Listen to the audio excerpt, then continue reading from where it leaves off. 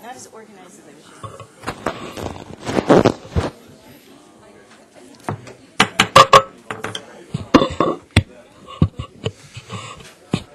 Good morning.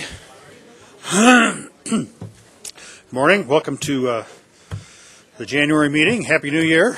I hope see everybody survived the holidays pretty well. We'll go ahead and come to order. We have a quorum. Go ahead and run around and do a quick introduction. This is not the regular meeting. This is the annual meeting, Board of Directors for our elections. We'll go ahead and run around. Annie Pico, Colorado Springs. Norm Steen, Taylor County Commissioner. Jill Gabler, Colorado Springs. Yolanda Avila, Colorado Springs. Neil Levy, Woodland Park. Sharon Thompson, Fountain. Ken Jarre, Manitou Springs. Dick Elsner, Park County Commissioner. Turner Smith, Town of Rama. Nate Harris, Chief of Air Force Base. Rod Chisholm, Deputy Garrison Commander, Fort Carson. Good morning, Pat Carley, 10th Air Base Wing Vice Commander, USAFA. John Doucette, 21st Space Wings, Peterson Air Force Base. Good morning, Rocky Scott, Colorado Transportation. Barry Storm, Military Affairs Council of the Chamber and EDC. Jeff Kaiser, Monument. John Cressman, Mayor Palmer Lake. Karen Grove, CDOC. Rick Sonnenberg, Acting Executive Director, PPACG. Stan Vanderwerf, El Paso County Commissioner. Peggy Littleton, El Paso County Commissioner. Welcome all. What we have here on the annual board, first item is the appointment of the board members, the election of officers for the PPACG Board of Directors for the upcoming year. You have before you in your packet the recommendation from the committee, and I will entertain a motion at this time. Motion to accept the slate, or any other motion from the floor for a different. So moved. I take that as a motion to approve the slate. Yes. I have a motion and a second. Any comments? Discussion? I would just say that this was done with a lot of thought, give and take. It was not arrived at quickly. if you were not selected to serve as an executive member, do not hesitate to put your name back in the running next year. If you feel led to serve, because this was by no means an easy choice for us. And so I would say that you should continue to look for ways to serve in this year, this calendar year, bone your skills, and be ready to serve next year. Thank you. Thank you. Any other comments? Okay. You have a motion and a second. All in favor? Aye. Any opposed? The motion carries. And congratulations. Thank you. Next one up is appointment of board members, the transit representatives. You have before you the recommendation for primary and alternate. Okay.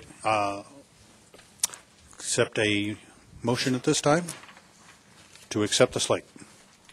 That was. Have a motion?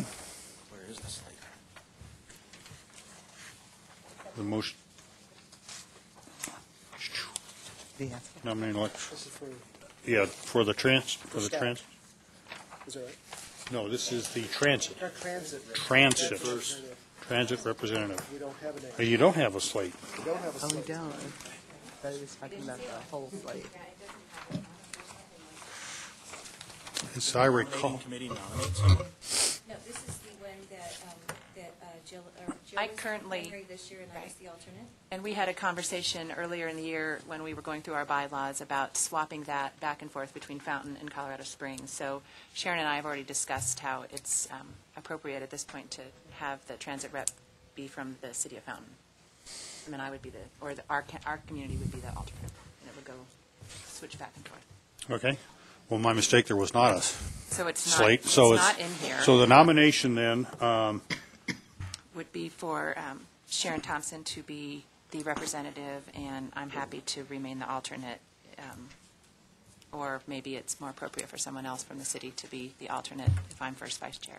I don't have a preference. okay, so that sounded like a motion to me. So a motion for Sharon Thompson as a primary. As a primary. And Jill Gabler as the alternate. So moved. I will second. We have a motion and a second. Any other comments, discussions, any other nominations from the floor? Seeing none, all in favor? Aye. Aye. Any opposed? Okay. Now for the stack. That's the one you're making. Okay, you do have before you a slate recommended, which is the same as last year, or this past year. So we have at this time accept a nomination. Or a motion, rather. I'm sorry. That was the one that I was making. That's the one you were making. I have a motion. I have a second. Well, I would like to make a comment at this point. Yes, please.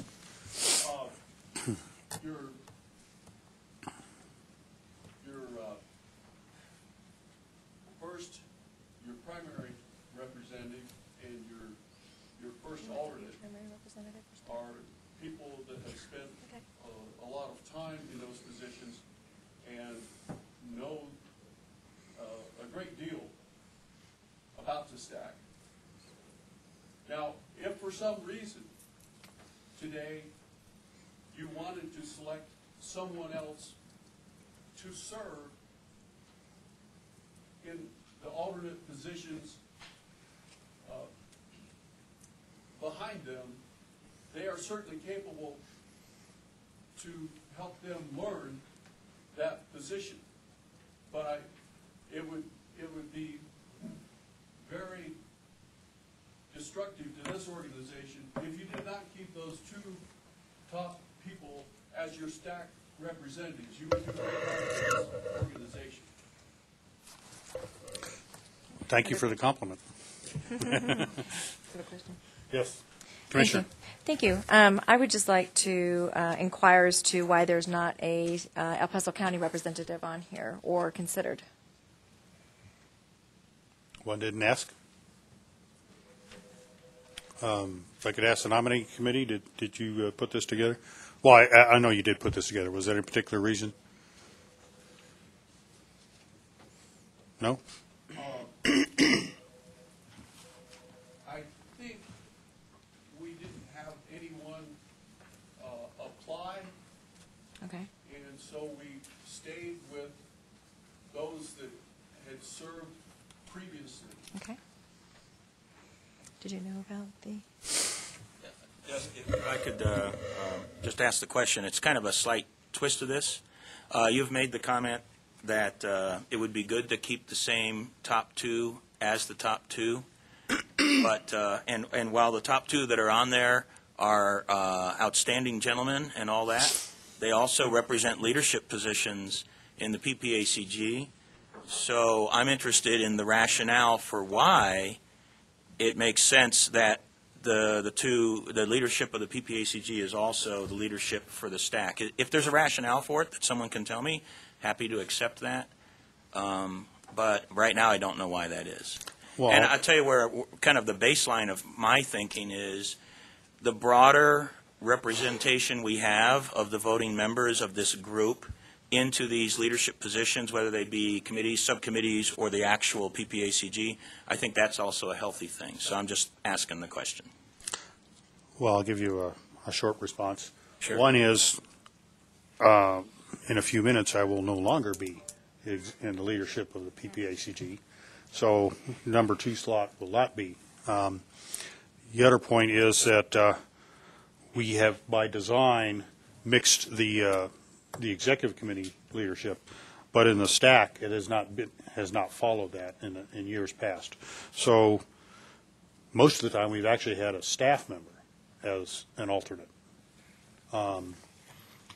Both of those particular staff members are no longer with us, so we have just merely gone through and put in the alternates until we. So this is probably not going to continue after the next year in the same structure, but that's kind of what it is right now. It was not, the stack representation was not originally intended to balance everything, because we usually only had 2 or 3. Okay. I believe also that there is a, correct me if I'm wrong, but if there is no limit, so if we wanted to have a 5th alternate, and that person could be from the El Paso County Board of Commissioners, I believe we could add that on to that, and then that gets you getting the information from staff. So what I do is I read into it, even though I don't go up to the meetings, I read into it, and will give comments to Norm or Andy if there's something on it that I want to make sure, that they have. That's a very good point. In fact, years past, we've had, I think, 3 members as opposed to 5. Trustee? Commissioner, respectfully, these 2 gentlemen stepped up and put forth the effort, attended the meetings. I don't think there was any design to shut anyone out.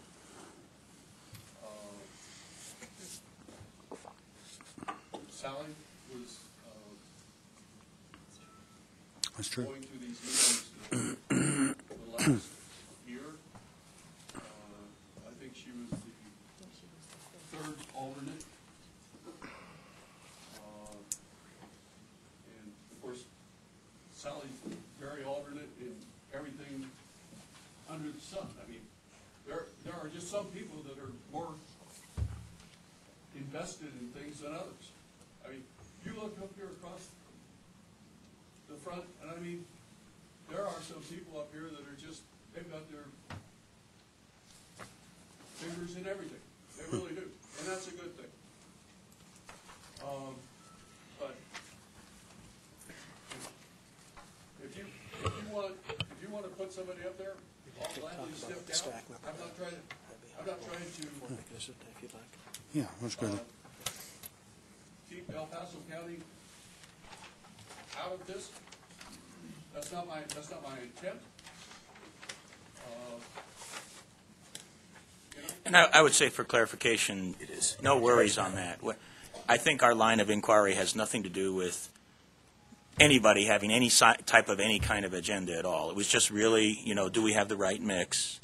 And actually, to the point about having a staff person on this, that isn't unreasonable either to consider that as well. Now, I would presume that whether you are actually an alternate or a primary, it doesn't mean you can't be going to the meetings anyway. Well, absolutely. Yeah. So we have in fact packed our table yeah. a couple of times. So we've had 4 people up there right. on occasion. So it's not an issue. We have no limit. We can appoint an additional fifth alternate. Or you can leave it as it is. Yeah, and as for myself, I don't have any problem with the list as it is. It's really more, I want to understand the process, and, I appreciate actually some comments about what we've had as far as history in the past. For whatever it's worth, I was a volunteer for everything. And I'd love to serve on one of these groups if the board would see fit. So if there's something along those lines, be happy to serve. So whatever you all might be interested in. I think it might be useful just to run down real quickly what the STAC does. Happy to do that. The STAC is a state statutory board established by legislation. It has 2 purposes, and that is to advise CDOT staff, and then as last year, new legislation directed to advise the Transportation Commission directly. It consists of 15 members, one from each of the 15 transportation planning regions around the state. That's 5 MPOs, with Pikes Peak being the second largest in the state, and then the 10 transportation planning regions. Everything from budgets to policy to reports on staff to fuel utilization. Board meets once a month at 9 a.m. at CDOT headquarters in Denver, the 4th Friday from 9 to about noon. Fairly rigid agenda structured. It's packed full of information. So yeah, two boards who advise, but also our mission is to carry information from CDOT back to this board, and then to take this full board's input back to the state senior CDOT staff and the Transportation Commission. So a very active board, lots of information. We've kind of assured that ourselves that we really take that advisory role mission, not simply information, but actually advising on decisions made by the senior staff. Questions? Yes, Rocky. If I may add, Rocky Scott, Colorado Transportation Commission, the commission relies very heavily on the STAC. There are no major decisions, no major prioritization processes at which, during the discussion, the STAC's input is not described and considered. So I would add that it makes a very valuable contribution to the process at the state transportation level. And I'll also add that we've had some spirited discussions up there on occasion. So it certainly is not a rubber stamp or anything. It's a real lot of meat on it. However, if you'd like, we could very easily add a 5th alternate, and you can be in the mix. When we get our executive director and eventually a transportation director, we may be feeding them back in as well, since that was one of their jobs, is to go up there as part of that. What I'll say to that is, if so nominated, I'll serve. I'll accept. Okay. With his willingness, I would like to go ahead and nominate Stan to be the 5th alternate for the STAC. Have a nomination. I have a motion and a second. All in favor of the addition to the 5th alternate? Aye. Aye. So I think we have on the floor already a motion to appoint the slate as amended. All in favor? Aye. We got it. And next one is the sunshine compliance. morning, folks. Jessica McClellan, your Policy and Communications Manager. Every year we are required to approve and designate the PPACG signboard as the posting location and designate a official custodian of the minutes. Your original, if you got a mailed packet, you actually did not see an edit to that. One of our wonderful members had their city attorney look at it, and they pointed out that these need to be two separate motions. Just to make sure everything is clear and proper. So we will need a motion to designate the PPACG signboard as the official posting location, and a separate motion to designate the Policy and Communications Manager as the official custodian of the minutes. Oh, I see. So if you looked at it electronically, you have the right information. If you've got a hard copy you're looking at, you got the wrong. Sorry. You did mention that on Friday, didn't you? I did mention it at the workshop on Friday. I don't have the electronic one up, but I'll take a stab at it. I'm going to make a motion that the PPACG board designate the PPACG signboard located in the PPACG office as the official posting place. Have a motion. Looking for a second. I'll second. Have a motion and a second. All in favor? Aye. Okay, and the next motion to designate you as a stuckee. I'll make a motion to make the communications manager the official custodian of the minutes. Second. Have a motion and a second. Any discussion? I don't know, it sounded like a motion in 27 seconds, but... 7 seconds. That's what it goes around here. I could say something about that being a minute. I'll leave. All in favor? Aye. All right. Thank you all very much. Having no other business for the annual meeting, we will adjourn and we'll reconvene the board here momentarily. One comment, it's been a heck of a 2 years, and it's quite a lot of activity over the last 2 years, and it's been quite an experience, and I want to thank you all for entrusting me with that leadership position.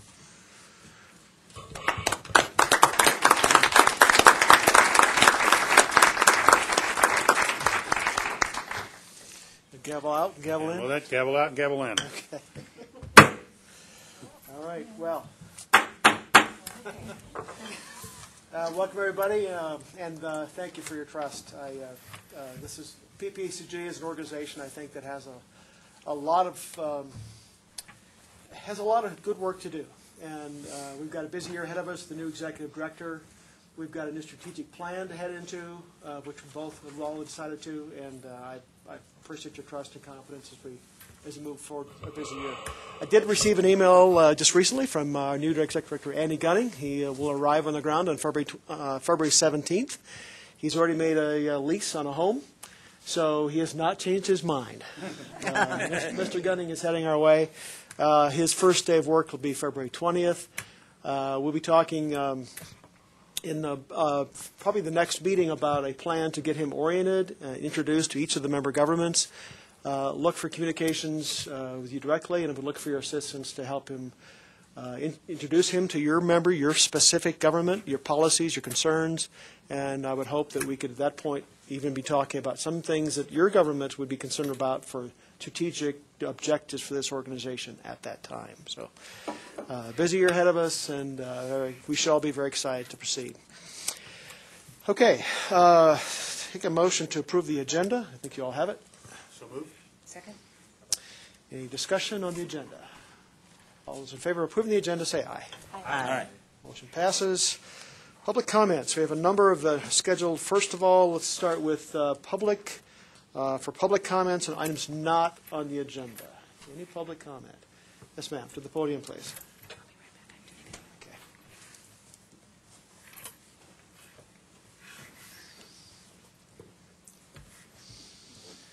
It's on, right?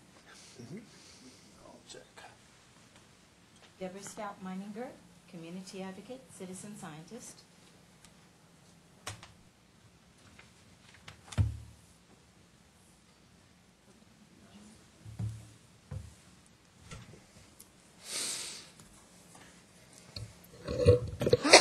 Thank you very much. Deborah Stout-Meininger, community advocate, citizen scientist. I have some very grave concerns about what's been going on over the winter and with the elections. I will make it short and not too sweet, unfortunately.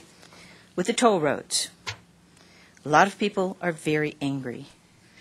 A lie by omission is still a lie. The fact that no one said toll road at all in any of the public meetings in the year leading up to the voters approving the money through El Paso County and through the PPRTA is abominable. The end does not justify the means. We did not need that approved at all costs for a toll road.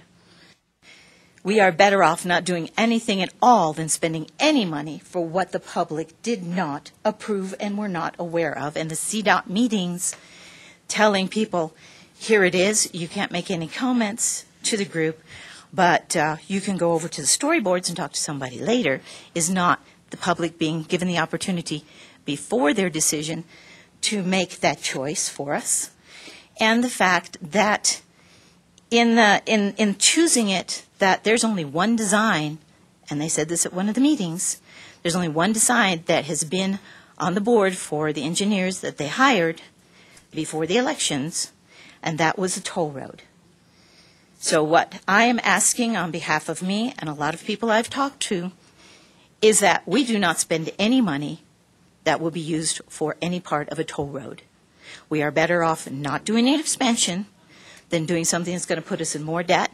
Right now, CDOT is still in debt as of 2012 to $1.6 billion for E470.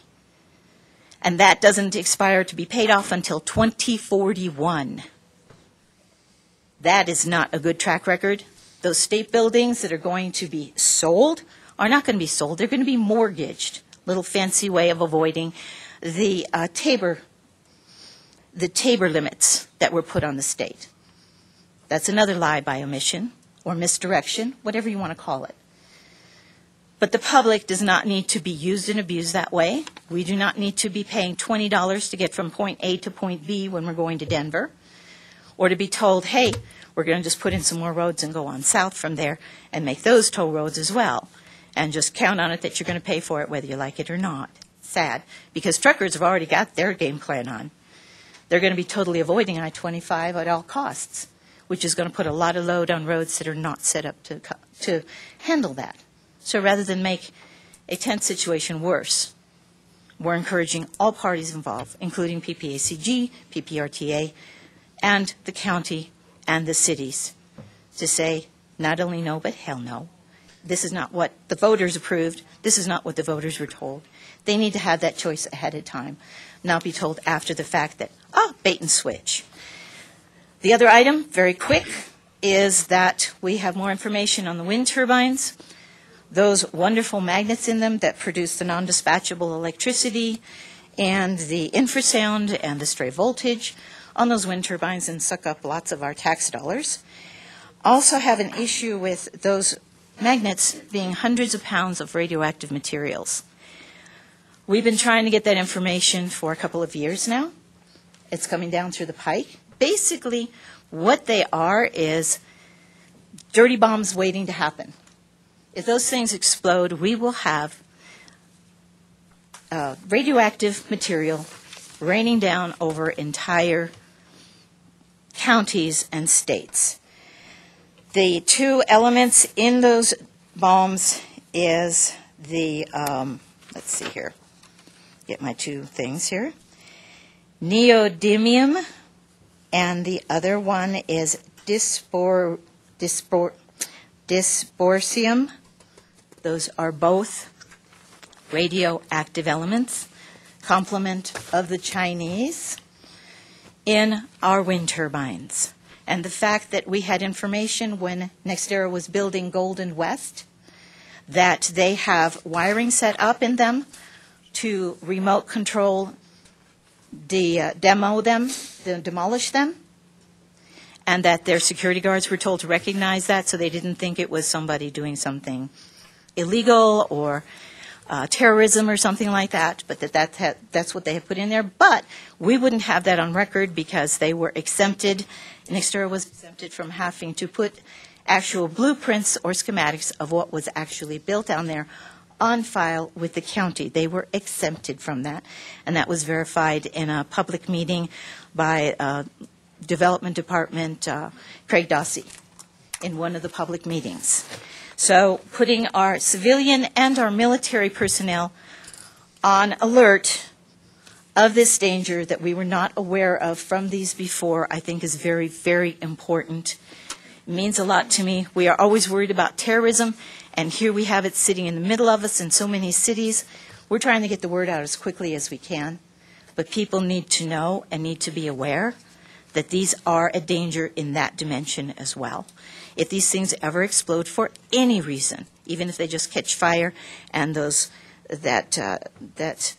top portion with all the mechanics and the magnet explode up there, that puts a lot of military and civilian personnel at risk, because we'll have that in the air as well as water and everything else.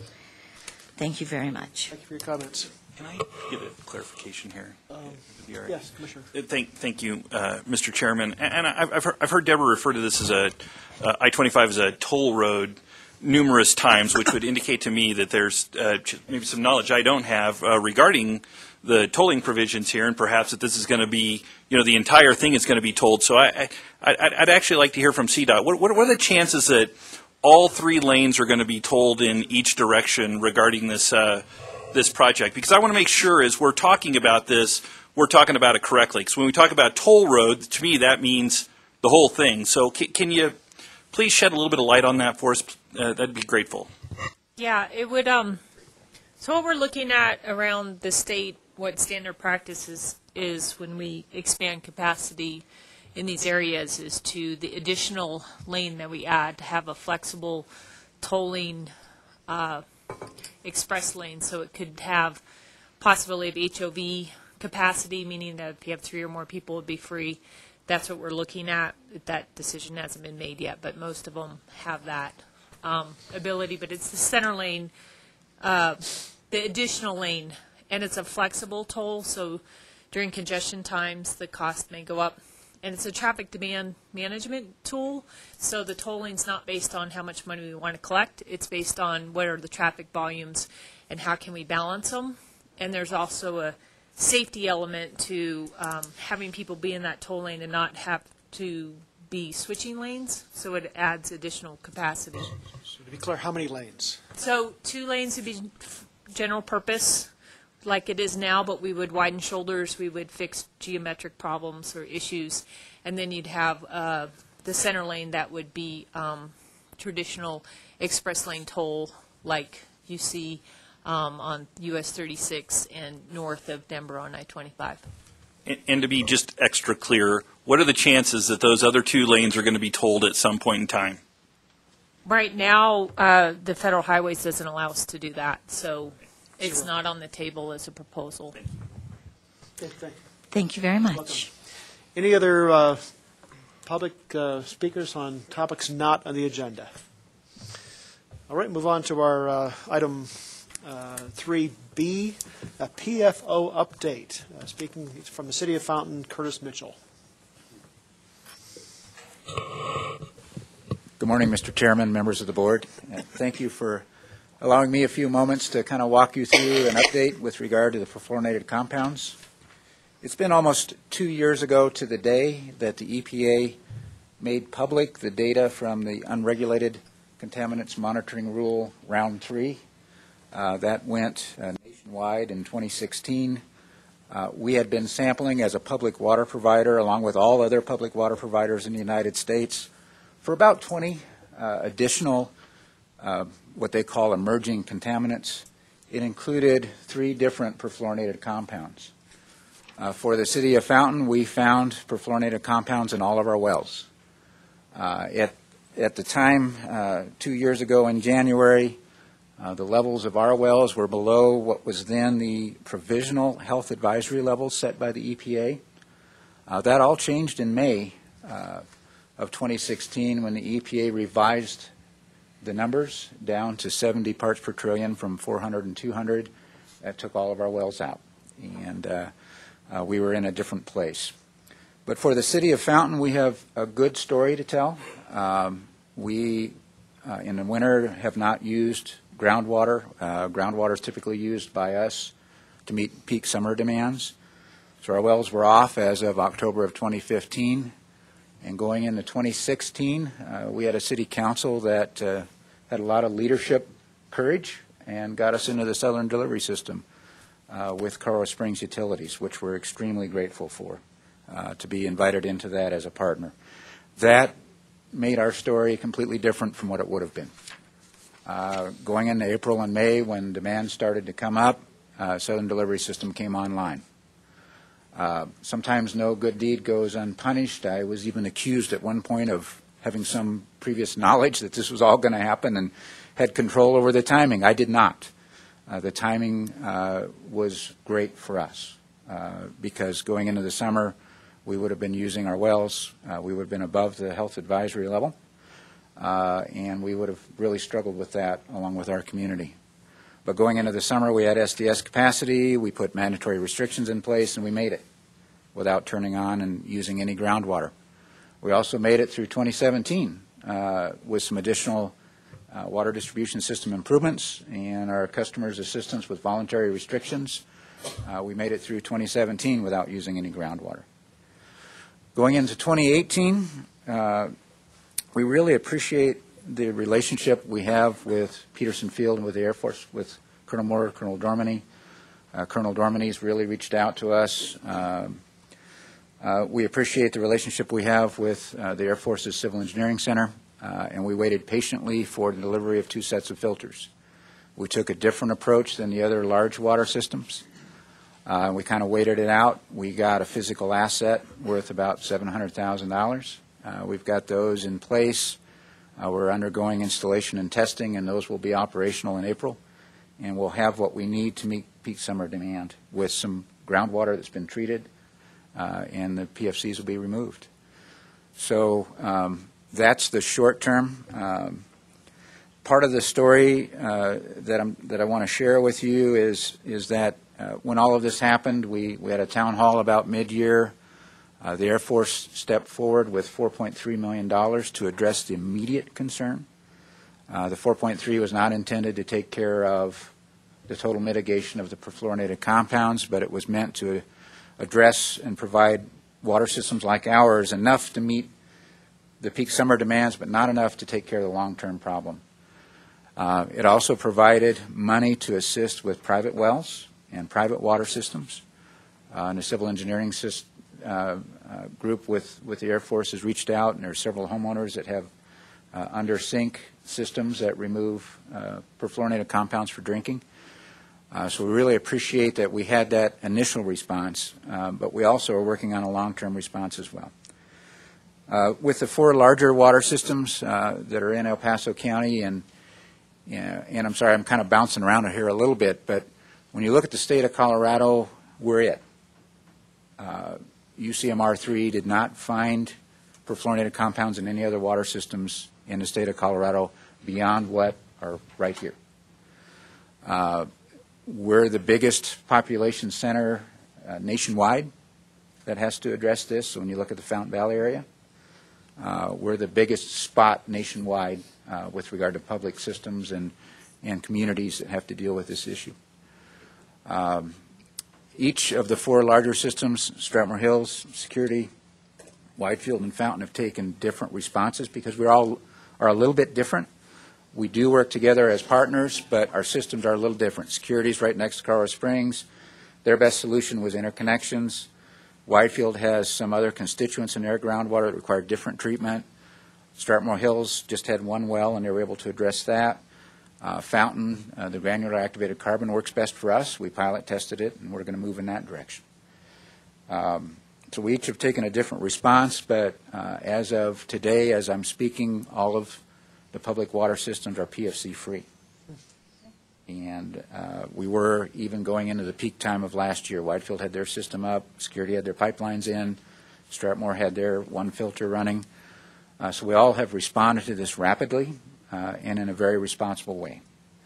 At this particular point for our community, I don't think it's an argument over 70 parts per trillion or or changes in that number, I think it is a community that's concerned. And we are the responsible party to address it, and we have, and we will continue to address it. Our community wants water that's safe. So we're not going to debate it. We're not going to debate what the EPA did. We're beyond that. We're going to address the issue, and we have been. So where we're at now, we've applied the initial response from the Air Force. We'll have that up and running. But also we're working on a long-term solution, and part of that was a trip to the Pentagon with security, Widefield and Fountain attending. We had an audience with the Deputy Secretary, Mark Carell, who's in charge of environmental for the Air Force. That meeting went very well. We also met with our congressional delegation in the afternoon at the Capitol with both senators and Congressman Lamborn. That went very well. They are advocating for us. They are at the table. They are keeping this at the forefront. What we shared with the Deputy Secretary, the response beat us back from D.C., and it has changed the tone of the discussion, and we really appreciate that.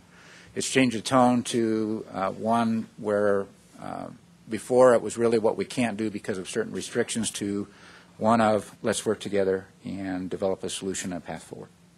That's where we're at today. This week, Fountain will finalize any comments that we have on an environmental services agreement and a memorandum of understanding with the Air Force. These documents will define the path forward for us and have specifics with regard to what our ask is as far as assistance. For Fountain, we're in a good place where we've got some initial treatment that will get us through the peak demands. That's a good thing, but the bad thing is we have zero redundancy. We're reliant on our infrastructure running wide open and not breaking. So I've had some sleepless nights as I've watched tank levels over the last couple of years in the middle of the summer. But we've made it. We've got some good folks out there working in the field, good support from Colorado Springs Utilities and their staff as well. With this environmental services agreement, we'll work patiently with the Air Force on providing them what our needs are, allow them to work through their contracting processes. The first test will be we need to purchase additional water to keep our storage accounts full as we're reliant more on surface water, and that will be our first ask of them. And we'll work with them on getting that under contract. We're at 60% design of our permanent treatment plant solution for this, and we're sharing that with them. And we'll involve them as we take that from 60% to 100%. And then that will have several elements that will require contracts and things that we'll need going forward. And again, we've got some time now, and we'll continue to work closely and carefully with the Air Force Civil Engineering Center. And that relationship right now is really good. The other thing that I wanted to say is that I've been in the utilities industry for 42 years. I started in high school at the Security Water District, and it's been a great career. I've never seen a response from the Colorado Department of Public Health and Environment and the EPA like the response that we've had around this issue. Typically, we see the EPA promulgating some rules down, and we see the state struggle with it, and we see some fighting between. But we've had agencies come together to provide us support. That happened immediately. We have administrative meetings where all of the groups come together. It includes the Air Force, it includes the EPA, CDPHE, El Paso County Health. Tom Gonzalez has been great and a great resource for us to address the private wells and private systems. We all have come together to work this issue and to develop solutions and develop a path forward that will protect our community. And again, I've never seen this. It's unprecedented to have groups come together and work like this. So I wanted to note that as well. So our relationship with the regulatory agencies, our relationship with the Air Force, we're in a good place. We recently had a national story from CBS News. It's interesting when you have a good story to tell. I was mic'd up for a half of an hour for an interview, and none of it was used. Because the story I was telling is what I'm telling you this morning. We made a trip to the Pentagon. we've got a good path forward, and it's going well. Instead, the story that they told is they got a couple of folks that are concerned about the health side of it. And unfortunately, they didn't tell the story of all of the work that's gone on in the background with a lot of people coming together to work this issue. And I wish that would have been part of it. Unfortunately, it wasn't. Any questions or comments from the board or members? Quick comment? Sure. First of all, thank you very much for that update. That was outstanding. There was a lot in there that I didn't, some of the nuances of it I was not aware of.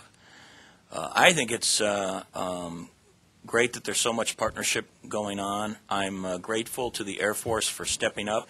We know that relationship hasn't always been perfect, but the stepping up is really, really important, and so I am grateful to the Air Force about that. I think at this point we have one thing. We need to make sure that we continue to communicate to the community and to any news agency and whatever, and that is that the Fountain area is PFC free. Because if somehow, for some reason, some way, an alternate message continues to be perpetuated, it could actually damage economic growth down there. It could cause issues and problems. I think it's really important that we communicate that it's PFC free. That is really a success story. And yes, there's a ton of things going on behind the scenes, but you know what? There's thousands of things going on behind the scenes, always working to keep any community more clean or, more safe or whatever. So I think that's now just in the mix of what happens, in a standard approach. So I think that messaging about PFC3, that's important because we do not want that area of our community to be somehow damaged because of bad messaging. So thank you very much. I appreciate your comments. Councilmember Pico. Coming from the Colorado Springs utility side, we're very happy to be able to help. And it was very fortunate that we have just put that particular system online. We did the grand opening, and at that one where I had the honor to do that, I made a comment to one of the reporters here that this gave us the ability to help out any water districts that would be in trouble around us. That was 3 weeks before that hit. You talk about being very coincidentally fortunate, but we were very happy to be in a position to help that out. Thank you. Any other comments or questions to the board? Great. Thank you very much. Yes, thank you. Thanks for your leadership on the issue locally. Thank you. All right. We'll move on to the next item then is two really fun things, and that's two presentations. I'd like to invite Ken Prather up first. Hand me that mic. Rick, when you want to start us off with this? Yes. Thank you, Mr. Chair. Ken, I just want to say a few kind words to you publicly. First of all, in reflecting on my comments, I reflected back on what year I first met you here at PPACG, and it was early in the year 2000. So the light bulb went on for me that I've worked with you or known you on and off for 18 years. Since I sat on the TAC for 5 years, PPACG TAC for 5 years, and then I was hired on as the PPRTA Program Contracts Manager. So that kind of blew me over that I've known you for 18 years of your 25 that you've been here. But the main reason I want to thank you is for your assistance that you've given me this past year when we've been shorthanded in the building without an executive director and transportation director. You've stepped up admirably in the transportation department, held it together. You were the glue. You've impressed me as being knowledgeable, responsible, responsive, and a consummate team player. And I just want to publicly thank you for that. Thank you very much.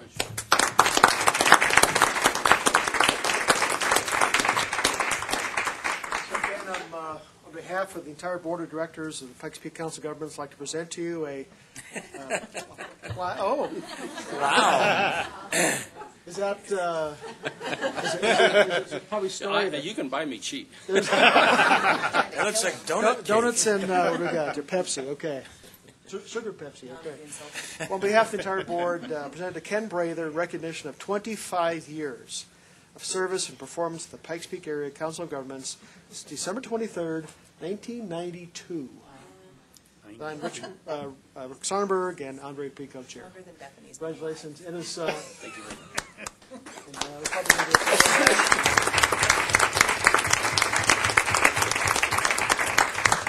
I have to tell you, it is really a pleasure to work with you, and this roster has been tough, but not the least of the 24 other years that you've done. So thank you again for your service to the community. Great. It's been an adventure. You take those with you? Yes. Okay.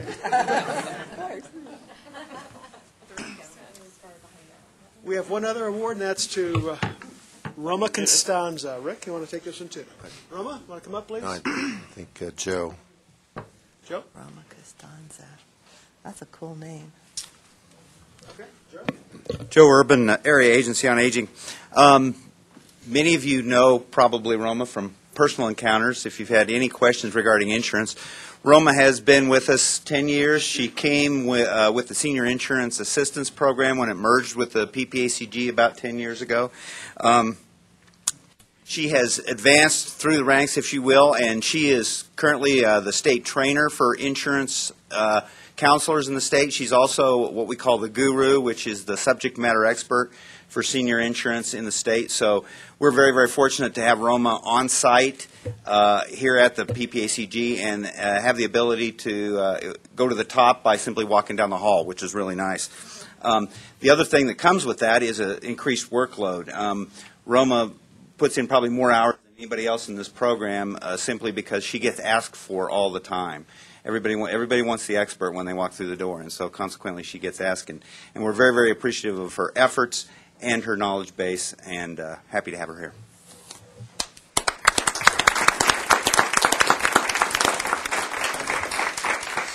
So from the Pikes Peak Area Council of Governments, presented to Roma Constanza in recognition of 10 years of service and performance to Pikes Peak Area Council of Governments, January 2nd, 2008.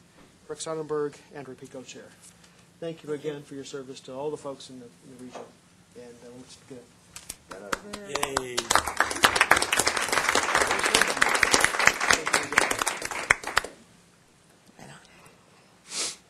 Okay. A lot of great people who work at Pikes Peak Council. Okay. Move on to then consent items. Item 4. At this point, if any items like to pull off the consent item for discussion. If not, I'll take a motion to approve. Move to approve. Second. Motion to approve. Second. Any discussion? All those in favor? Aye. Aye. Thank you. Item 5A, tip amendment 14, I guess, is Ken's going to present.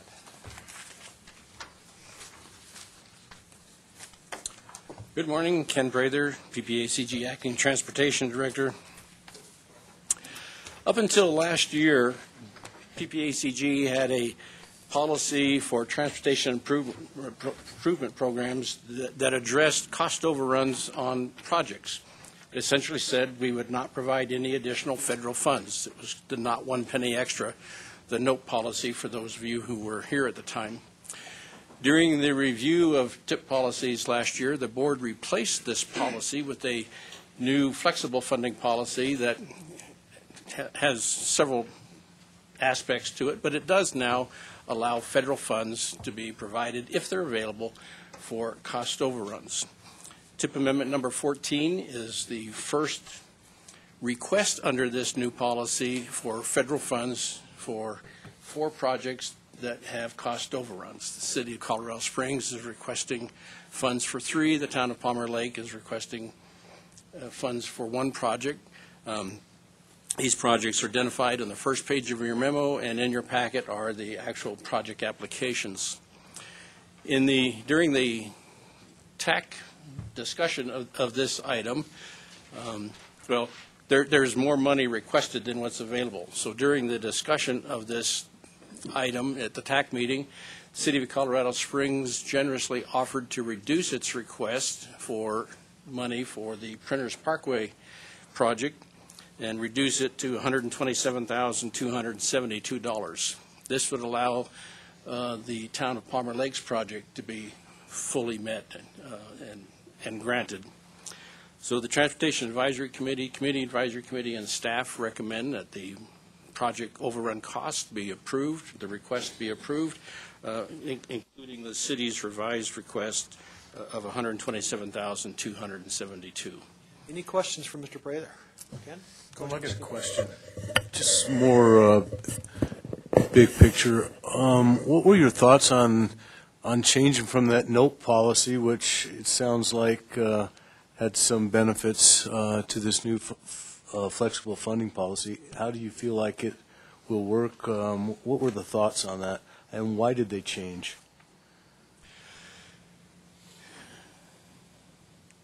It was a desire to be more flexible, to meet the needs of our local entities, and if we've got the money to share it, oftentimes there is money that falls out of heaven unexpectedly. There are project reconciliations, so we wind up with $50,000, $100,000 that's suddenly available that we don't have programmed for projects.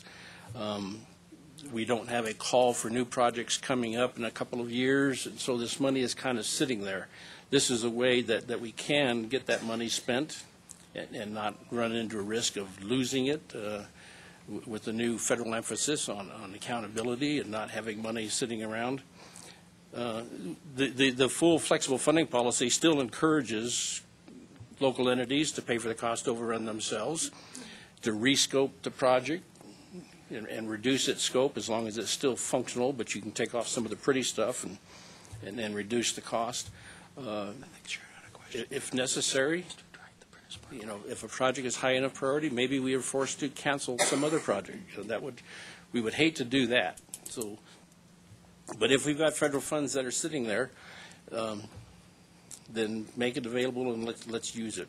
So that was the concept. Well, I like the idea that they're at least held to a standard. It makes it sound to me like there could easily be creep in these projects, knowing that there's a cost overrun that someone else is going to manage for them. And so, but I like what you said. That was a significant portion of the discussion, and the original note policy was an attempt to avoid that kind of a creep. Somebody gets their foot in the door and says, well, we got the project funded, but it's only half funded. Give us the rest of the money. Significant portion of the discussion and concern centered around that. Great. Thanks, Ken. Councilman Thompson had a question. I just want to make sure I have this clear. So the box up here with all the numbers on it Yes. is not what we're approving. Just change the Printers Parkway project to 127, right. Is as requested, yes. Okay. Any other questions? All right, at this point, we have a proposed motion to approve the cost overrun project requests, with exception of the Printers Parkway roundabout, which received $127,272 in STP Metro funds, with the balance of the project to be funded by the City of Colorado Springs. So moved.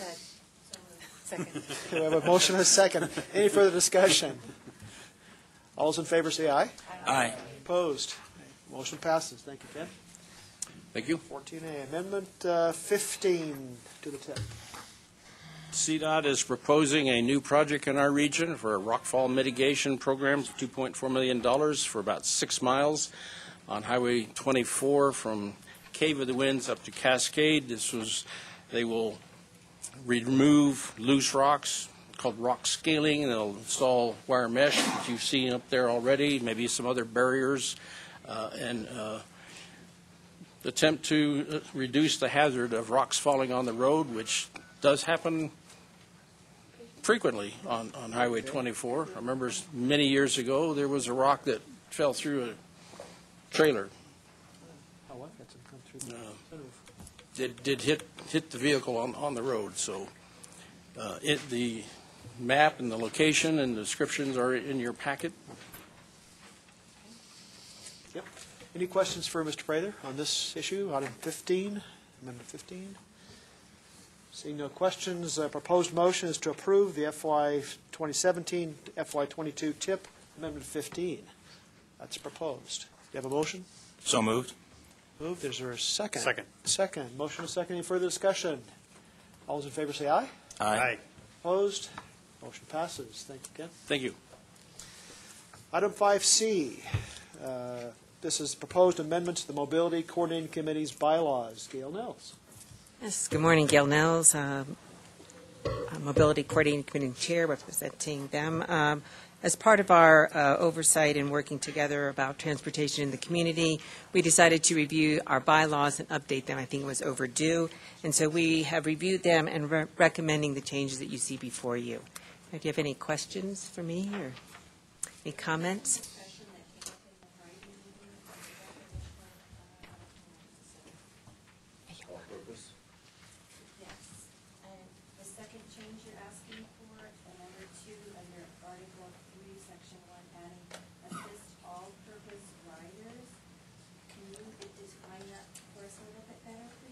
I will do my best. I believe it's a more inclusive language that people are beginning to adopt now, to not differentiate a choice rider versus a non-choice rider. It's like all-purpose riders, to look at transportation and transit in a more inclusive manner. Does that help you at all? So maybe a non-choice rider would be someone that doesn't have access to private transportation, or thank you, Yolanda, for someone like Yolanda who is transit dependent. I guess I just want to make sure that by changing the definition to all-purpose riders, we're not opening the door so that people who aren't necessarily in need of specialized transportation have access to it. And since the funds are already so restricted and limited already, as we True. already know, I want to make sure we're meeting a correct definition of that. Please, would you? I haven't heard that. I haven't heard the term all-purpose riders before, so that's why I was asking for a little bit of a definition of it. I'm sorry, that's the best I can do, is what I've shared with you. So does this change open it to the general public, or to only to, that's probably the question, whether this is a general purpose service for the general public, or whether it's only limited to people with disabilities or special needs? I think as part of the membership of the Mobility Coordinating Committee does have Mountain Metro Transit, and so they are more a public conveyance, and so are not restricted to a specialized transit. I would defer to how you would like to phrase that. I don't know. I guess it opens up to the purpose of the committee, which is Metro Coordinating Committee, which is for specialized transportation. Are you stepping into an area that is outside of the boundary of the committee? If you'd like, we can go back and review it. We're having a meeting at the end of this month and come back with other recommendations, if you'd like. It's a pleasure of the board. Sharon? I just want to make sure it's defined correctly. So Please, we can think about it more. You're right. It was someone membership of the community that recommended this language. We saw no issues with it, but I'd be happy to bring it up and we can discuss it further at the end of this month and come back in February if you'd like. So a motion to table would be appropriate. Yeah, I just want to make a comment, maybe. Please. Like I have friends that are older, senior citizens, and they still drive. But they choose during like snowstorms and whatever to take the fixed routes or Metro Mobility, and they could do both. But they do have the ability to choose, and I don't know. Maybe that'll help you in the deliberation. we already have that. Over 65, they qualify for. It's over 60. 60. Over Older Americans Act. Yeah, they do already qualify for that, so anyway, So- without having to jump through the hoops of a younger person like my son. Right. No, I'll be happy to bring that up and discuss it further to make sure that we're in alignment as how you're viewing the committee and the purpose of the committee. Trustee Smith? Okay.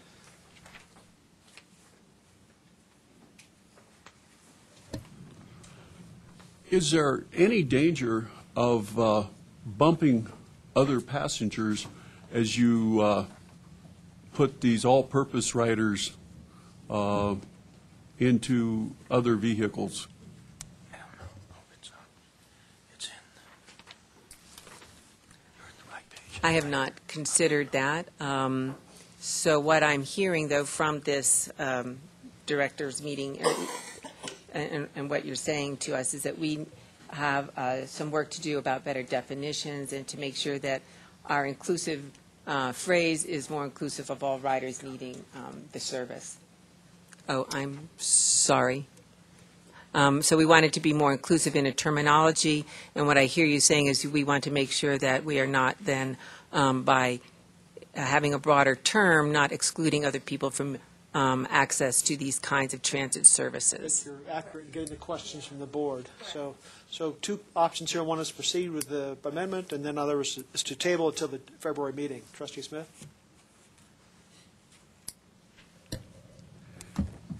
I guess my concern is that those that I would term most disadvantaged have first choice. Okay. Eddie?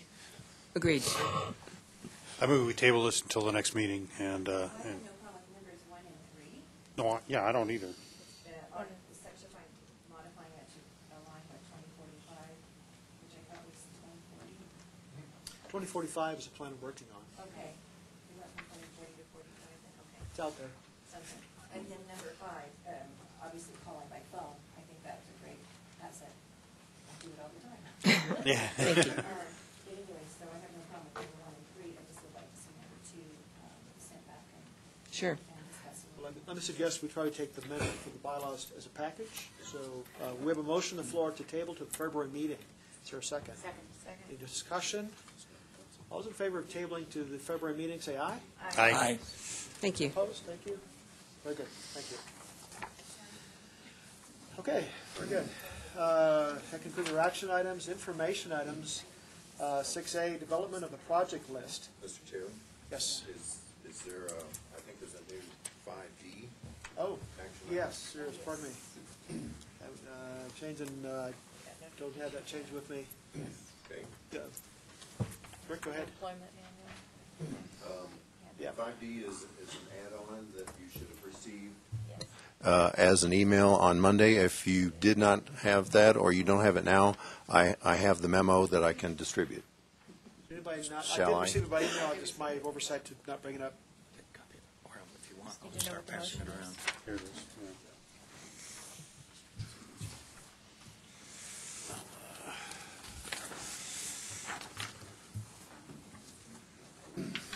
Right.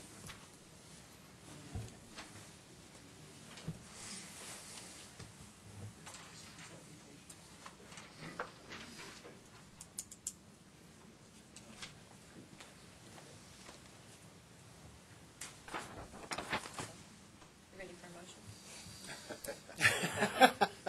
We'll let Mr. Sonnenberg present. I'll give the brief version, and if you have questions, there's more detail. One employee misinterpreted the application of the vacation accrual deadline or cap ceiling that's in the new employee handbook that the board approved in October, and because of her misunderstanding, it's over a 2-day window.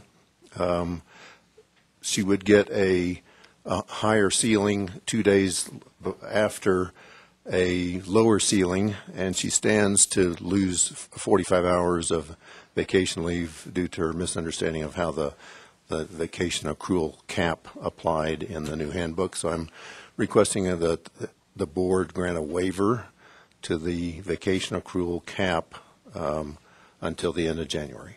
Any questions? I'm sorry, from the date of approval through the end of, which is October 11, through the end of January, so that this one employee doesn't lose 45 hours of vacation time. Any questions? Quick question here.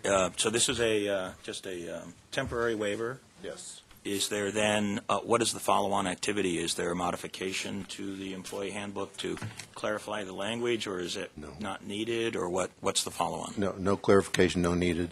Nothing, no revision needed in the handbook. It's simply a temporary waiver to get past this time window, and the employee has been specifically counseled and advised of how the new vacation accrual cap works. So they're there's no plan for a second waiver.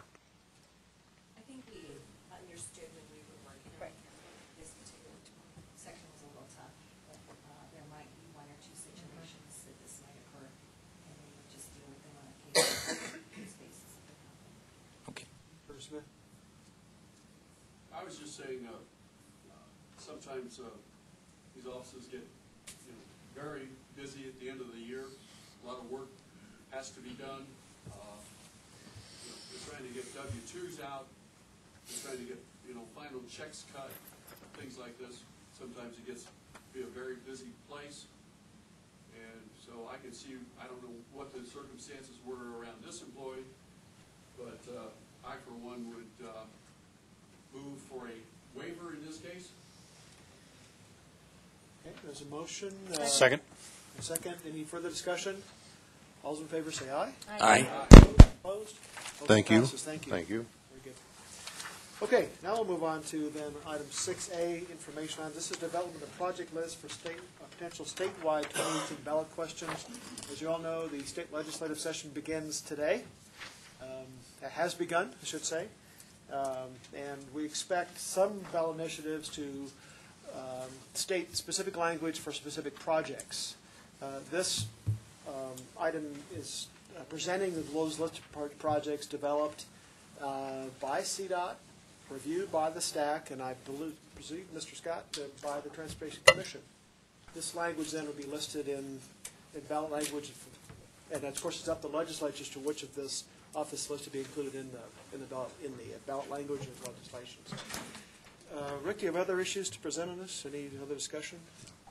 Just to clarify, Yeah. we are not being asked to approve the ballot question. We are only being asked to look at the list of projects. Exactly right. Before we get sidetracked on. Exactly right. Well, and the other thing is we're not asking you to approve it. We're just asking you for any feedback, any concerns, questions, things like that. We're just And this list is just constantly being adjusted based on direction that changes, seems like every week. And mainly this is not for the legislative session. This is for the private companies that are initiating I've heard there's maybe 7 possible. different transportation bills we proposed this year. Right. Yeah, thank you, Mr. Chair, but I think what she's saying is that this isn't part of legislation that's being proposed. This is part of a ballot initiative being prepared through the signature gathering process. So, Karen, could you walk us through maybe how this list was developed, what the strategy or thinking was, and how items appeared in this list, and if they were prioritized? That's a big question. There's a lot of data. I know. And about $6 billion of the projects on this list. And I'll let Rocky step in as need be, but the main thing is that so we're coming up with a statewide $6 billion list, of which we're saying a proposed $4.2 billion would be on possible increase in sales tax that's being funded by private individuals or groups, right? So CDOT's just been asked for, if you had $4.2 billion more for transportation, what would be your projects that they could put on the ballot? The $1.8 billion that makes up the $6 billion would be from the Senate Bill 267, which was legislation passed previously. So they're kind of combining the two efforts together just to, for now, there's been a lot of discussion both at STAC and at TC. Should you have them combined or should you have them separated? And they just said, for now it's fine, have them combined, and then at some point you'll need to separate them out. So anyway, we just said if we have major capital improvement projects for a statewide capital improvement, what projects would you think the voters would vote for in your areas? And so it's a little different than, our asset management program or RPP. So in our region, Region 2, we're very cognizant of the needs in the Pikes Peak area. So there's a significant amount of funds. Region 2 got about $1.2 billion approximately, and that doesn't include north of El Paso County. And again, it's just all approximate for a statewide system. So I had to look at major projects in other areas. So Pueblos, New Pueblo Freeway, and things like that. So for Pikes Peak area, I think it came out to about $500 million worth of projects of $1.2 billion for Region 2 area. And primarily a lot of improvements on I-25, US 24 East, US 24 West. And the most recent list, we're trying to put some money into State Highway 94, knowing that Peterson Air Force may be increased, not Peterson, Schriever will be increasing their numbers. So again, they're looking at statewide programs, like taking a little bit off of that 1.2 billion, so we're down to like 1.1 billion for Region 2, and putting some money towards region-wide programs such as maybe fiber and technology or shoulder widening or that kind of thing. So there's some money in Central Front Range, minimal money in South Central, and then like Lamar reliever route would be done in Lamar and New Pueblo Freeway in Pueblo. So we tried to do major projects. This could go on for a while, but let me try to condense it as much as possible. Commissioner Senior asked how we got there. So as you know, CDOT has a Tier 1 list, which is meritoriously created with a lot of variables. It's safety issues, congestion issues, regional equity issues. There are an awful lot of variables to be considered when you recognize that the number we've been using is about $1 billion per year, $9 billion over the next 10 years with shortage for both anticipated maintenance needs and to meet new capacity requirements. That $9 billion, you have to remember when we talk about $4 or $5 billion, we're talking about a bond issue that will issue long-term debt.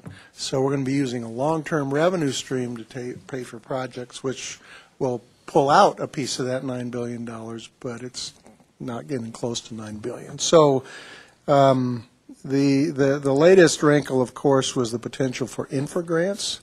So the staff has done an absolutely remarkable job, in my view, when you look at what's a typical Tier 1 list, how is that developed, with the possibility of federal grants. How do you set up 267 money plus infra grant money plus whatever to get projects done?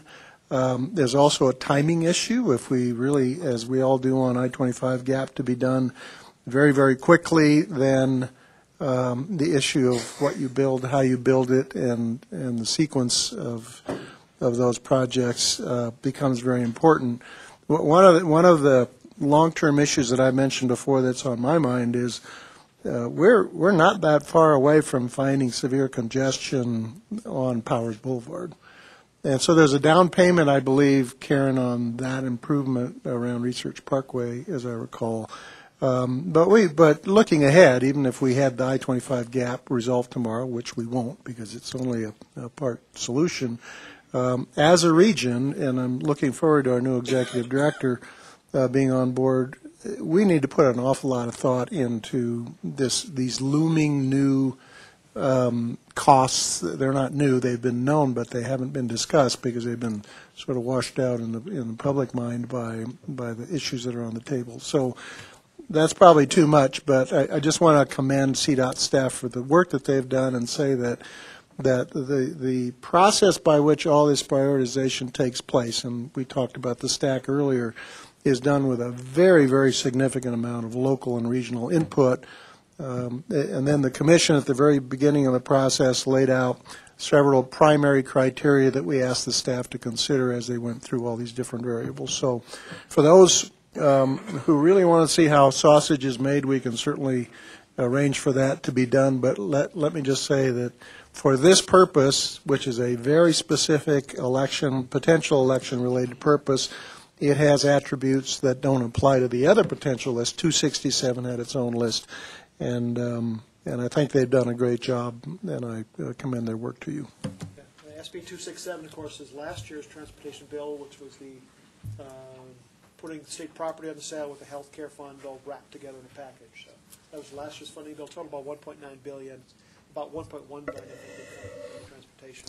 Yeah, and a quick reminder, a big portion of that, about $1.1 billion, if I recall correctly, and Karen can correct this, was really made possible by taking $50 million a year of CDOT maintenance money out of maintenance and put into, through COPs and the rest, which were mentioned earlier, put into the revenue stream to retire bond debt to handle those projects. So we just shifted money. There's no new money in 267 to speak of. It's basically money that was used for, that now leaves a maintenance hole that's being used for that purpose. 50 million, 20 years, that's $1 billion. $1 billion coming out of CDOT to pay for projects that are on this $1.9 billion list. So exactly, just moving money. Just draw your attention to page, there's the total list of projects, page 3 of 15, lists 4 of the projects that are on this list for the Pikes Peak region. And that's the I-25 spring congestion, that's a corridor through town.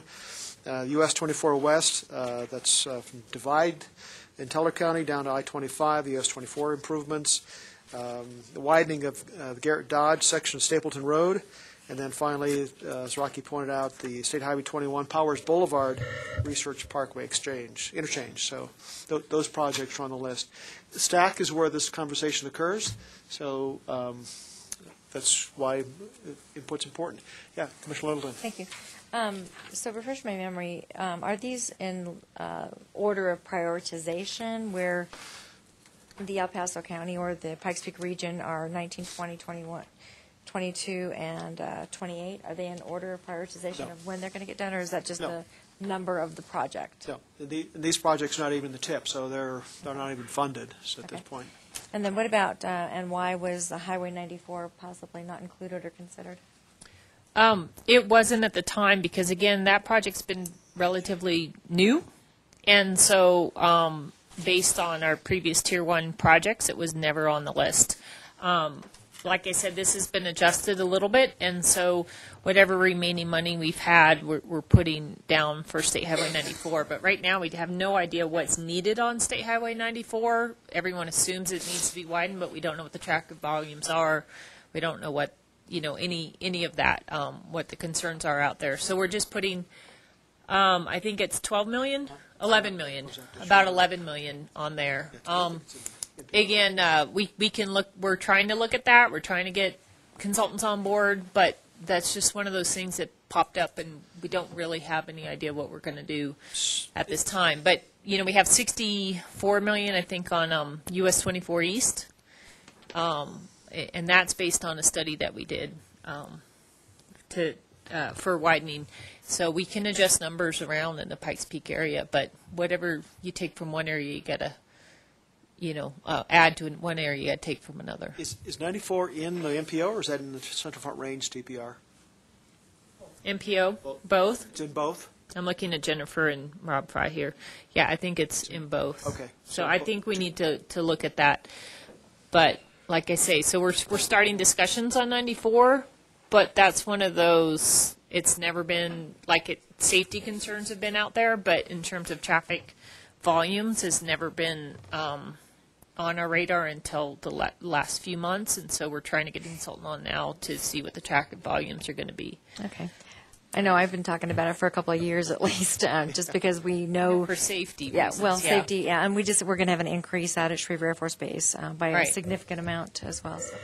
Yeah, it's just hard to get the confidential numbers out to determine what the traffic volumes are going to be. Quickly, so we're working on it. Commissioner Middleton, it is at this moment getting a lot of attention. Colonel Grant has personally expressed an interest in getting an understanding of what can be done, and as Karen said, the most important thing now is to clearly define what the requirement is, because we don't know what funding is required or what's going to be done until we understand that. So Karen, once she learned about this conversation, has actually reprogrammed some money to allow this study to take place. So again, I want to thank her for her responsiveness in making that possible. Mr. Chair? Yes, sir. Yes, thank you. I'd like to also express my thanks to CDOT and Rocky for putting this list in front of us so that we can, have conversations about it. I know that a frequent topic of conversation is with the current growth of the Colorado Springs area and its projected future growth, a half-circle loop on the east side. I haven't looked at any of the studies on that, but I know that's a frequent topic of conversation. It sounds like you've got an interchange for the northern end of that in here, but really I'm interested in what is the thinking with regard to completing that loop. It is potentially an effective way to reduce some of the pressure on downtown I-25 as well, because it could be an alternative route for those that are passing through the community or trying to get over to the east side. So I don't know. We have to go through this and look at it more carefully. You may have more of that in here, but I'm interested just very briefly, what's the thinking about that at this point? Seems to me like a pretty important requirement. I think there's a lot of needs in this area. There's like $600 million on powers, and so like you talk about finishing that half loop would be about $300 million. You only have $500 million for this whole area. So right now it just doesn't seem like that's the most urgent need for that $300 million. And so we are looking at, can we get that interchange? Can we help? So right now the developer is looking at funding a portion of constructing that interchange at Northgate and I-25. So that would help that Powers extension. And then, but it's about $200 million to $170 million to do that other connection down to Interquest, or down to 83. And so there's just not enough money to really make that connection right now. And there's other needs that are a little more urgent, like we're looking at widening on I-25 from Circle to 132, State Highway 16. And part of the, so again, that's what I would say our mini gap, our 2-lane there that really needs to be 3-lane in the Colorado Springs area. And that by itself is close to $100 million. So it's just competing needs, competing considerations. And so that's it's a big cost to finish that Powers connection.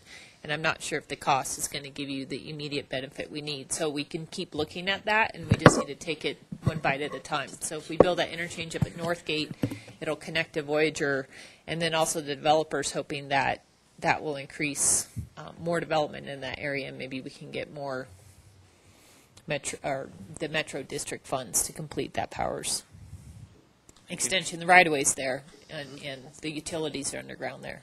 Thank you. Okay, Rocky. A characteristic of a conversation we're having at the state level, we went through the whole list last month, and if you add up all I would call this urgent but not yet important, as Karen said, if you remember that language. And if you go around the state right now, I didn't add it all up, I sort of penciled it in, but we're saying $9 billion, but $9 billion is the important and urgent list. If you add the urgent, or the important but not quite yet urgent list, it's at least double that statewide. So we have some challenges ahead that we need to think about how we're going to fund all those. When we did the statewide planning, it's $1 billion per year that we're short. And really what we're doing is we're saying we're going to get $4.2 billion for a 20-year period. So the bottom line is we're getting some of the funding we need, just not all of the funding we need. Well, like I said, the legislature starts today, and I think Rick's going to give us an update on lobbyists, and we'll talk about that engagement process as we move ahead. So any other questions or comments, Sharon? Yeah, I understand this is a 20-year list, and there's a lot of growth that's going to go on in this area in the next 20 years, and every single one of these projects on this list is important. However, I am concerned, obviously, about my area and the fact that we have talked for a couple years now on widening I-25 to exit 128. And I keep throwing out, let's go to the Pueblo border. That's really where the commitment needs to be. I just really would like to see it, and I appreciate what you're doing to 135, but if anybody's ever tried to drive north in the morning and we have an accident, so I'd like to just throw that out there, that is a huge concern for my area, not just because of the growth we have now, but with the anticipated growth of is it Banning Lewis? Is that the correct development? Banning Lewis coming down in the southeast part of town, and the stress that's going to put into our already stressed transportation issues down there. We need just improved access and capability for our emergency vehicles and motorists, not to mention access for Fort Carson. With them improving Gate 20, we need to be able to that's going to take some flow off of that. We really need those lanes. But I'm just very concerned with with the anticipated growth from the Banning Lewis Ranch, that almost basically doubles the amount of people down in that part of the Fountain Valley. So it's not just the city of Fountain, it's the entire Fountain Valley that's going to kind of feel the stress in our transportation systems down there. And it is a north and southbound truck corridor. And, you know, a couple weeks ago, we had a truck tip over full of Gatorade. And it took probably 6 hours to clean that up and have the freeway opened up again, and people were just sitting there. And that stresses Highway 85, people trying to go down Old Pueblo Road, which is a little two-lane road. And so I just feel it's very important. So thank you. Trustee Smith.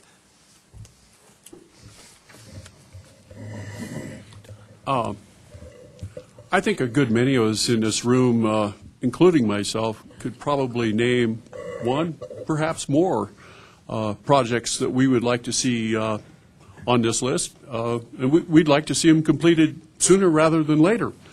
And the common denominator is we don't have enough money.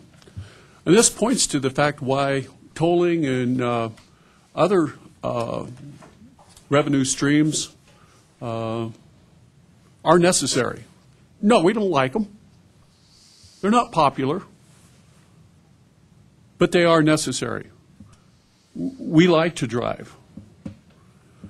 And if we're going to maintain our independence, maintain our highway system, and have a infrastructure that's up to date, then we're going to have to pay for it. So we're going to have to get used to this idea. So look forward to it. Be glad that we're going to have a first-rate piece of highway going up to Denver. And look forward to other revenue streams starting from your pocket, going to transportation to pay for more roads that you will use. Because that's going to have to be how it works, folks. I haven't seen much coming from the feds to help us with our transportation system lately. Now, when that starts happening, I will be as happy as anyone in this room. But right now, you know, we're pulling ourselves up by our bootstraps. And that's a good thing. Thanks. Mayor Levy? This question, Karen, who's the developer associated with the Powers project? I forget the name. Gary is Gary the Erickson. person. Erickson, yeah. Okay, thank you. Yeah, and they formed a kind of a metro district, so we're working with them on the interchange design. And right now, the bridge at Northgate doesn't meet clearance requirements, so we're looking at adding funds to either lower Northgate or replace that bridge to work in with the interchange that they build. Yes, for especially they want a new interchange there in order to develop a kind of outdoor mall. So the Metro District will help pay the taxes from that will help pay for the bond that would be needed for that construction. But yes, that's very common practice. If you look at Castle Rock, that new interchange that's just on the north end of Castle Rock, that was all locally funded. Okay, any other questions or comments from the board? Yolanda? Whoops. Can't take me anywhere.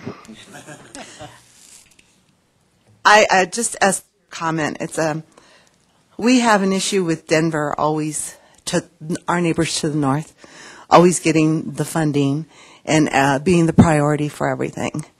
And we do the same thing here in El Paso County and Colorado Springs.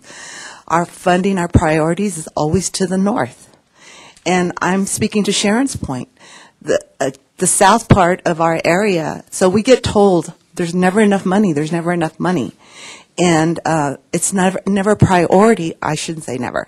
It's seldom a priority to fund the south end of El Paso County or the city.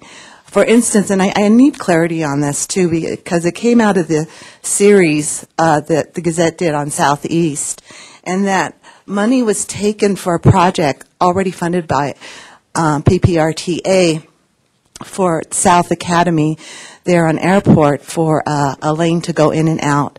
And that money was taken and used on the I-25 interchange. And so it was already there.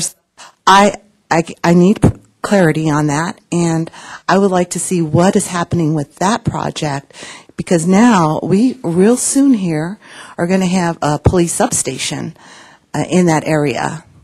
And in that intersection, there's a lot of carnage that costs the city in taxes with the police and fire showing up. And so I want to see what's going on with those projects. And it's important, our local areas here to be funded. Karen, you have any I can't speak to the South Academy. I think she said is that RTA you mentioned? Yeah, I don't know about the RTA projects. One thing I would just say is we originally had in there to widen from 128 to Circle from 2 lanes to 3 lanes. We did have to cut it back from 128 to 132. So right now we do have 3 lanes from State Highway 16 up to Circle, and that is a priority in terms of the project lists, is to get that done. You know, one thing we do have money to concrete pave that section, but in order to get that construction done, we almost have to widen in order for the phasing. But so that from 132, which is State Highway 16, to Circle, we do have that as a priority to 3-lane it as part of the project list. We did have to cut back the 3 lanes down to 128. If we want, you know, reprioritize other projects, we tried to balance things out as much as possible. Okay, any other questions, comments? I'll kind of wrap this up. Turner? One of the things that amazed me up there at the STAC meeting, they were talking about the Central 70 project, and it is a very expensive project. There's absolutely no doubt about it. It's over $1 billion. 1.4 billion, I believe, last number I've heard. And I mean, to go to your comment about the amount of money spent in Denver, or in the Denver area. But that project,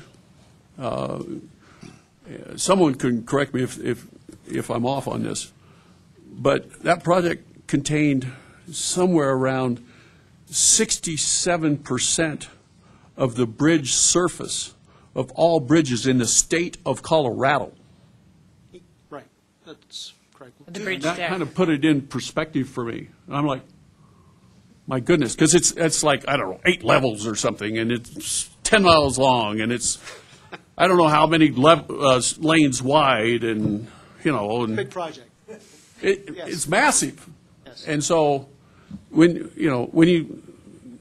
you think we got traffic here, well, go play in Denver. Right. Okay. So real quick, though, there is a slide in here. The Denver Chamber of Commerce is sponsoring this, is one of the sponsors for this bill. And what I would say is Denver is being very generous to the rest of the state on this bill. And if we don't pass this as a statewide sales tax, Denver can tax and collect themselves, and that would hurt the statewide effort. So if you look at the slide, it's 22 of 46, and it's, I don't know what, it's 77 of 109 in our package. But Region 1 is Denver, and again, it shows that sales tax collected is estimated at 52%. The draft list, they would get 37% of that. Region 2 would collect about 13%, and we would get about 20% of that money. So, yeah, I know. So there's 2 numberings. It's page 77 of 109, and then it's 22 of 46, and then it's 10 of 19. So anyway, I would just say that we are getting more than our fair share of what the sales tax being collected would be. And some of that does include a little bit of money for I-25, the gap that's in Region 1. There's a $66 million that they have on the ballot list for that. But we're really, really cognizant of, yes, we know you want to get your fair share back, but you have to remember statewide transportation system. But Denver is losing. They're not getting their fair share, I would say, out of this ballot initiative in terms of if you were to just say geographical area. Again, it's a transportation system. We need to get goods to Colorado Springs. We need to get goods to Denver. And I-25 is a major corridor for doing that. But we do have other areas out there that we're trying to make sure to balance. I did have a out. conversation with the chairman of the Denver Chamber a while back, and they recognize that Denver's health and vitality is based not on Denver only, but statewide. Yeah. They recognize that all of the Colorado supports the economy in Denver. So, Sharon, then we're going to go back to Brian. I think just one kind of elephant in the room when we're talking about, and Turner is correct with the, toll lanes are appropriate in some areas.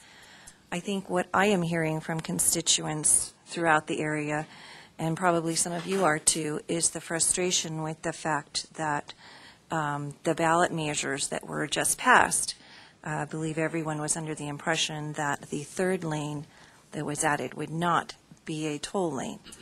And having that stated after the ballot initiatives passed, I believe could affect this one. So I think that needs to be straightened out, whether that third lane is going to be a toll lane or not. And if it is decided to be a toll lane, I think you're going to have trouble with this. I think people passed it saying, I'm willing to put my money towards it because it will open up a free third lane.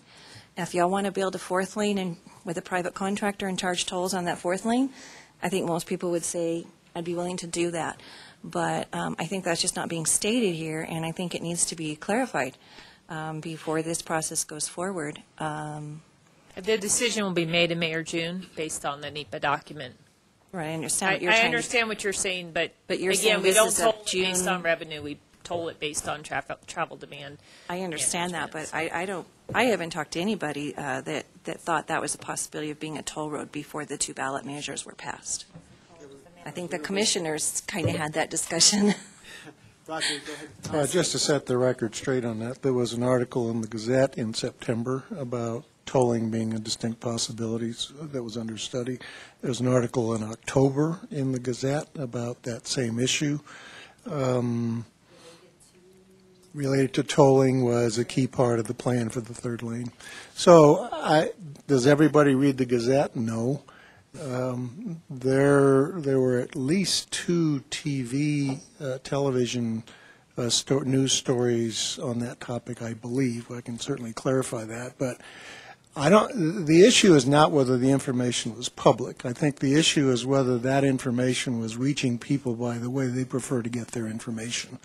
And that's a big part of the challenge that we have on this whole tolling question is, and I'll just tell you my position as a commissioner is it would be, and we may get more information, as Karen explained more detail if you like later, but there are a number of things that are happening now that will mean that this question is going to be revisited before any construction starts with new information. But based upon what I know now today as a commissioner, I would be doing a gross disservice to the traveling public of El Paso County if we did not toll those lanes. And we can go into much more depth, knowing that have there been a lot of voices saying they oppose it? Yes, I understand that. But I think a big part of that is just the fact that the information either hasn't been received, though it's been out there, or it's been misunderstood, as Commissioner Waller pointed out earlier. There are a lot of people saying, well, I can't get to Denver without paying a toll. That has never been the plan, not once, and yet it's being spread as a fact. No, I didn't say you said that, but I think an earlier lady said it was. We need to put a lot more effort into, and we're going to be doing that, and hopefully with some help also from El Paso County, to pull together anybody who has these concerns and bring down the CDOT staff and say, let's put this on the record, including, was it a bait and switch and all these other things? Not if you read the paper and watch television. Mr. Chair.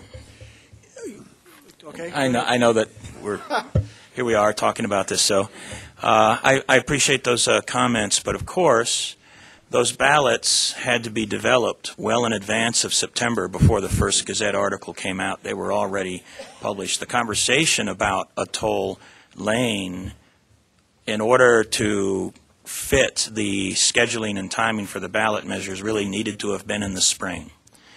And we didn't do that. We didn't have that. So even though there were Gazette articles in, as you mentioned, Rocky, in September and October, the ballots were designed and published and out. And the one in September was just a couple weeks before the vote.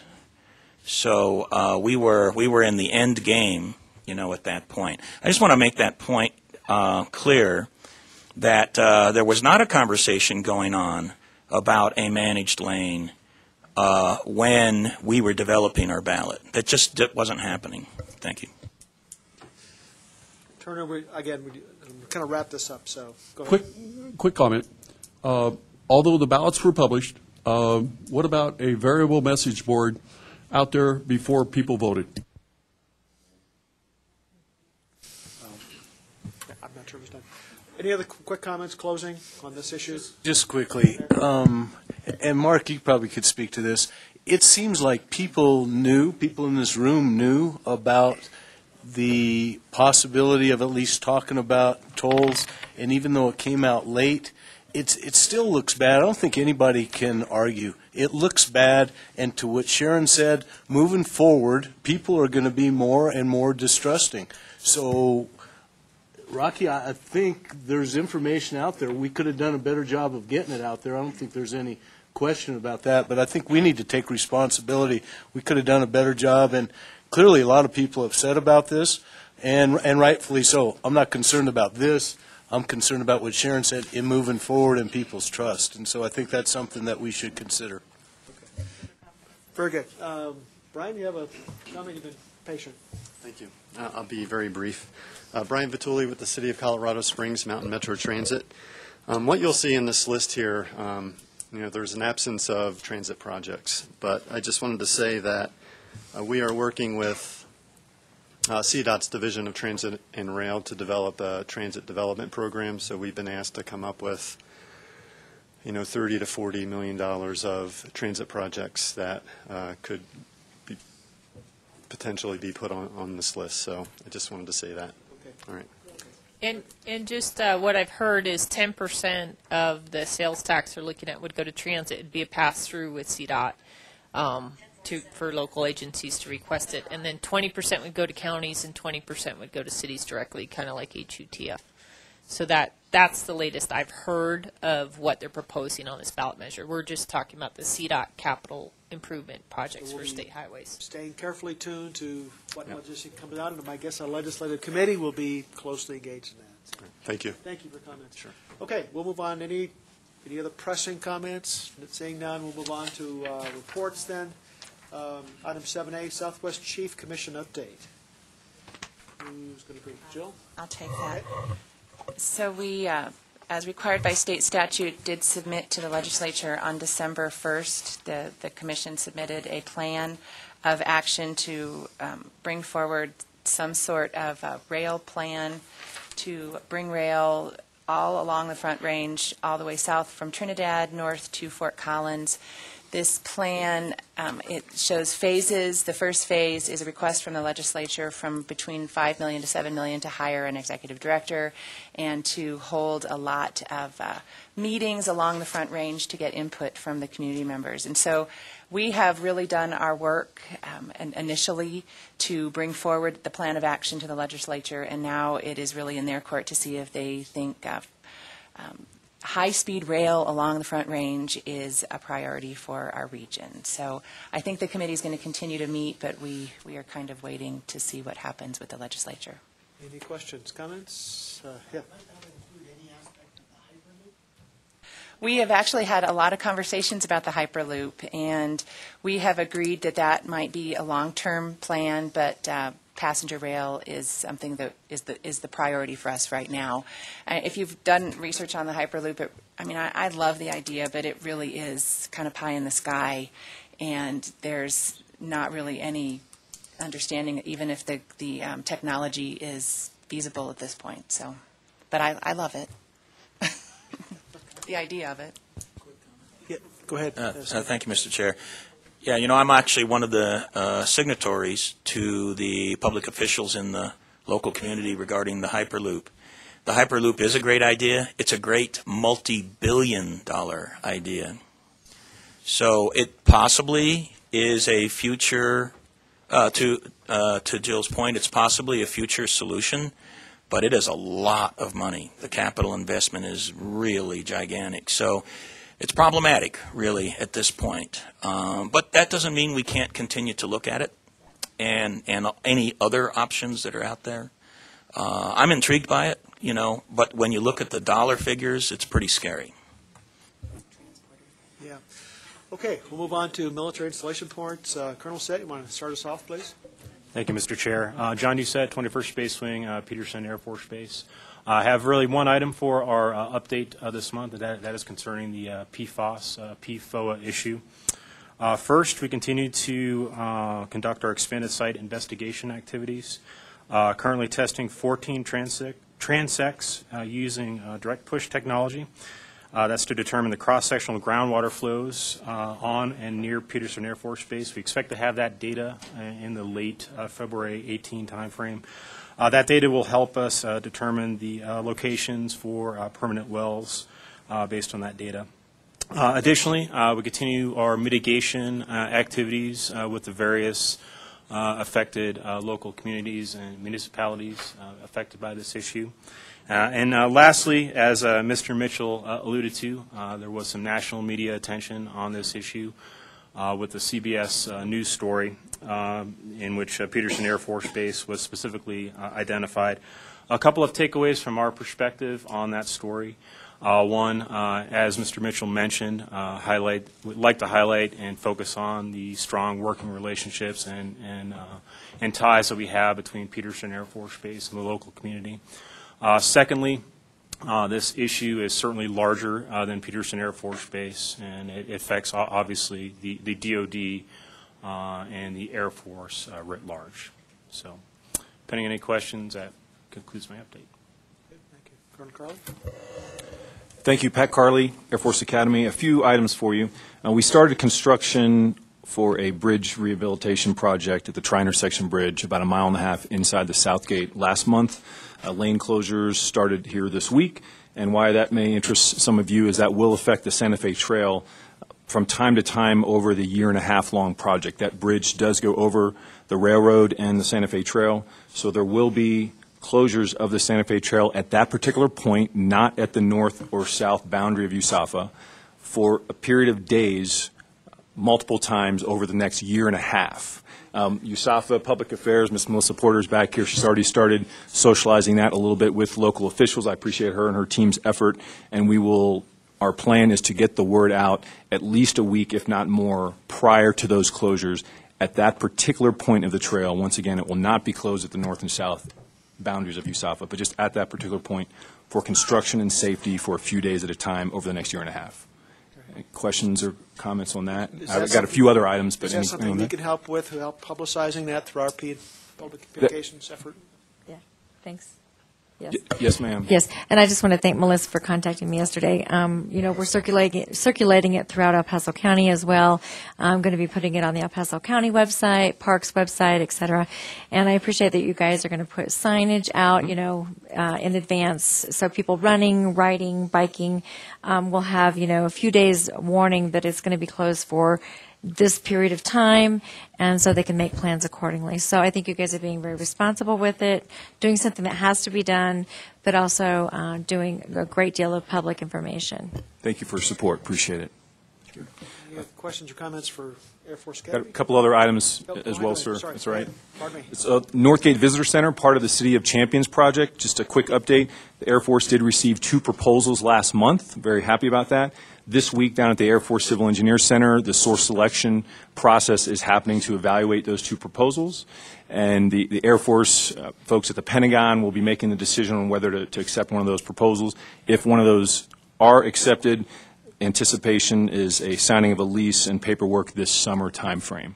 So yes, ma'am. Thank you. Do you know if in a early March timeframe, that it would be advantageous to talk to someone out at the Pentagon regarding that? I'm just asking. We have a NACO, a National Association of Counties conference in Washington, Right. D.C. that week, and certainly we'd be willing as commissioners to go and to make sure that we are putting in our opinion.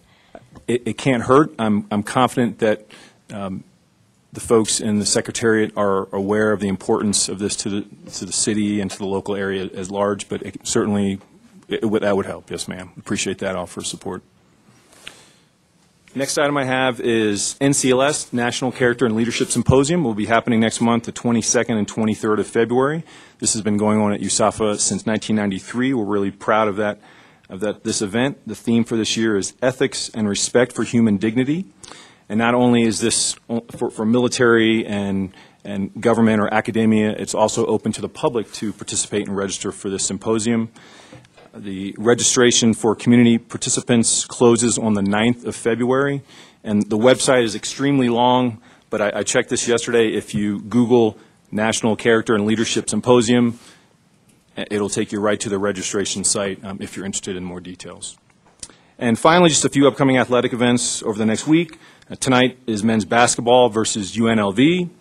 This weekend, Saturday is women's basketball versus San Jose State. This Saturday as well is men's gymnastics. Sunday is wrestling versus South Dakota State. Next Wednesday, the 17th, women's basketball versus Colorado State. And then hockey next Friday and Saturday, home games. Questions or comments for me? Yes, sir. Since the chapel is the #1 tourist attraction in the state, what's the latest about the closure of the chapel? Yes, sir. Thank you. Appreciate it. So the plan, as it stands right now for the chapel, is a potential award for that renovation project in January of next year, so January of 19, with a potential closure in the spring or summer of 19. For what duration would you expect closure? It could be up to 3 or 4 years for closure.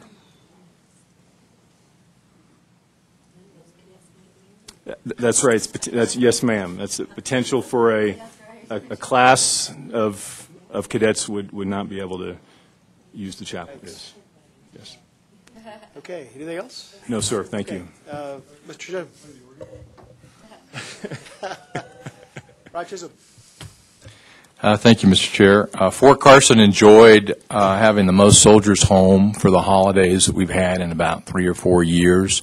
A lot of deployments ended, a lot of the major training exercises ended, so a lot of families enjoyed having their family members with them, and we're out in the community, and we got great support. But now we're back to training. A lot of folks are going different places. One brigade's out at the National Training Center at Fort Irwin. Advanced party's already moved, and the main body's starting to move. Next year, though, it'll be back to very slim over the holiday periods because of the deployment schedules that we have planned. And that's just the ones that I said they're planned. There may be others that would occur, but what we have that we know about right now with our schedule, we will have the division headquarters as well as almost elements of all the brigades gone next holiday. So a lot of training leading up to that type of deployment schedule. We have been very successful and appreciate all the invitations and partnering when the Colorado Springs Pikes Peak region goes to Washington. Fort Carson has sent a member on those teams. We're participating with the American Defense Community's annual meeting. We'll be at the Military Appreciation Day with the state legislature, working with many of you folks. And so we just enjoy that collaboration and partnering with our local community as we represent the interests of the whole region here.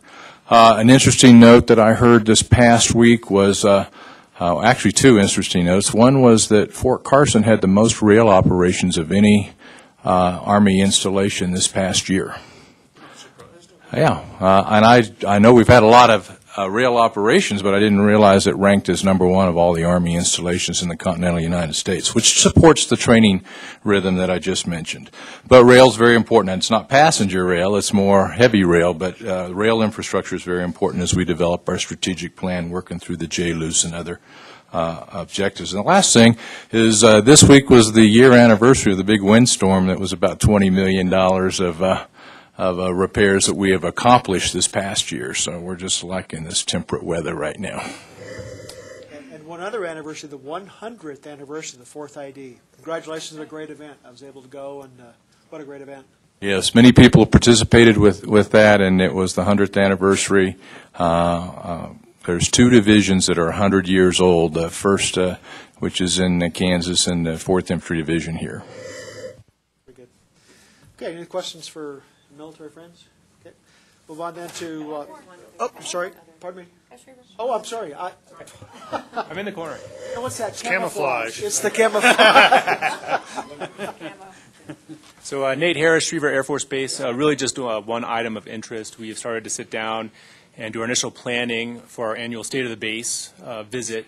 And so, again, this is very early planning, but we're targeting March or April based on known meeting rhythms with all the different community partners, probably like the first Wednesday of one of those months in the morning.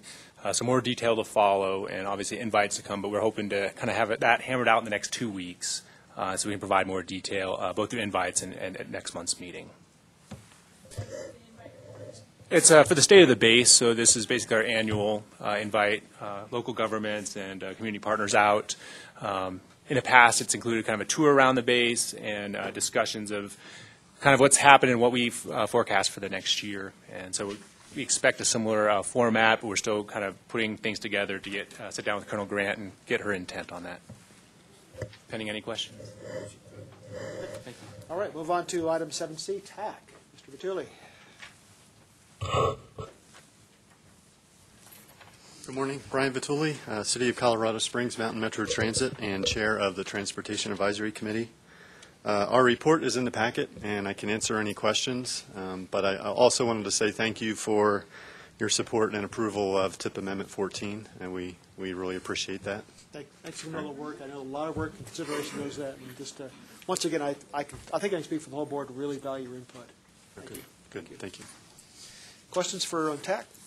None. We'll move on to item 7D, Community Advisory Committee. Mr. Moore.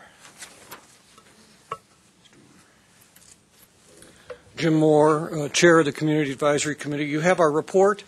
The only thing that I would add is I was very interested in your discussion around the proposed list for voting on projects. When we had that discussion, I think the conclusion that we came to was it was a lot like trying to nail Jell-O to the wall. Too much variability on the horizon to be able to come up with some particularly strong input for that discussion. And we do appreciate that Dave Watt was in the room to make that presentation. I'd be happy to address any questions or comments that people might have. Questions, anybody? Say none. Thank you, Thank Jim. you. Move on to CDOT monthly update. Karen Rowe, you have a... I think the exciting thing is we have our Mustang Outrider running. That goes from Lamar to Pueblo. It's $21 each way. It leaves from Lamar around 7 a.m. and gets to Pueblo around 10, and then leaves at like 3 p.m. in the afternoon and goes back to Lamar. They plan, that's a smaller bus than a regular Mustang, and they plan to extend that service up to Colorado Springs from Pueblo this summer with that smaller bus. But we have a new Division of Transit and Rail Director, Mark Imhoff, retired, and David Krutzinger, who has been there, has gotten that position.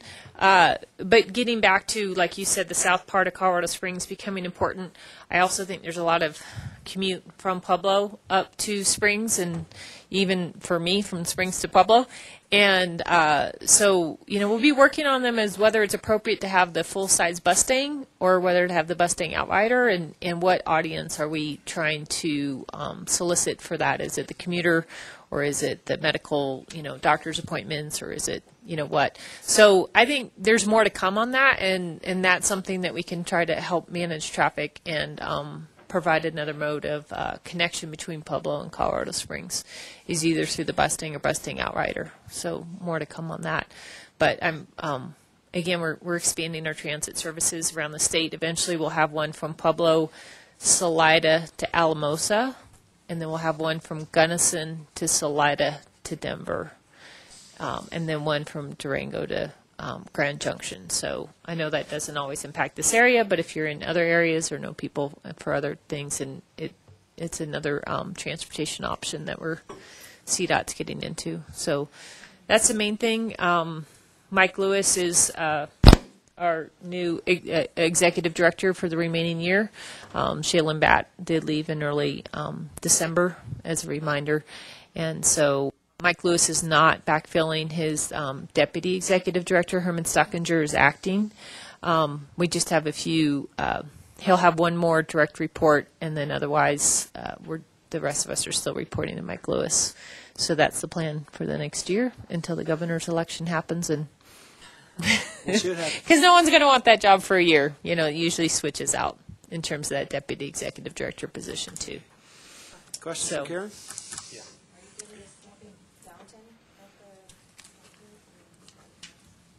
I think that's what they're going to look at. So I don't have the answer to that right now. Yeah, no, it's a great park and ride. And so, again, the study should start to get going is what's the destination, what's the trip destination. So right now we're stopping in Pueblo Transit Center, but I think they do also want to build a Mustang park and ride or stop north of Pueblo. I'm not real sure. So, for example, even for our Mustang, we've bought some property, so we're changing the Woodman park and ride eventually. We just don't know when that's going to happen. It's closer to the Furniture Row area. But again, that's what Mustang's looked at as kind of the overall plan, where each of those areas is going to be and how are we expanding it and where are the stops going to be. So I don't have details on that yet, but maybe in the next 6 months we can get someone from Division and Transit and Rail to come down and hear from you what your thoughts are and what their vision is for that Mustang connection. Maybe we can talk about the presentation by CDOT staff to us, in the coming year. Yeah, I think it would be good for Division and Transit and Rail, especially. Yeah. Rocky? Well, beyond that, given all the discussions taking place today, I guess what I'd like to suggest is that the board and the membership consider asking CDOT to come down and provide background information on such things as how our priority, you know this extremely well, better than most, but how projects are selected, how they're prioritized, how they're funded, what the real funding needs and options are, so that I think one of the things we're learning here is there are lots of opportunities to improve communication, and that might be an approach to getting to that point. I think that's probably an item of general interest. Maybe we could, Karen could talk to you about who might come down to our next February meeting as an informational update as part of the CDOT. Maybe you and I can talk offline about who that might be. Yeah, because I'd like to know specifically, like you say, is it how we select projects, or do you want to know more about the express lanes, or? Well, maybe I'm thinking Herman Stockinger would be a different audience. Excellent choice to present. Yep, it's been a while since you've had Herman down here. Okay, the next item, 7F, is the stack update. I can tell you that the last meeting predominantly focused on what we've spent a lot of time on already. That's the development of that Tier 1 list. Anybody have any questions? Any further questions? In the interest of time, I want to maybe cut this really short. Everybody's interested in moving on. Okay. Just a reminder, the next stack meeting is January 26th, 9 a.m. It's a Friday morning at CDOT headquarters on Arkansas Avenue. Just an insider tip. Meetings start at 9, but if you get there about 8:20, 8:30 the latest, there's a lot of network, a lot of conversation goes on before those meetings. So arrive early, stay for the meeting, and then take somebody out to lunch. It is a really good insider tip to how to make things work. So a lot of good restaurants very close by. Executive Director's report, Mr. Sonnenberg. There are two items that were left hanging in my memo on page 2 of the memo. The first one was my negotiations with former Environmental Program Manager Pete Gillespie to come back as a part-time consultant.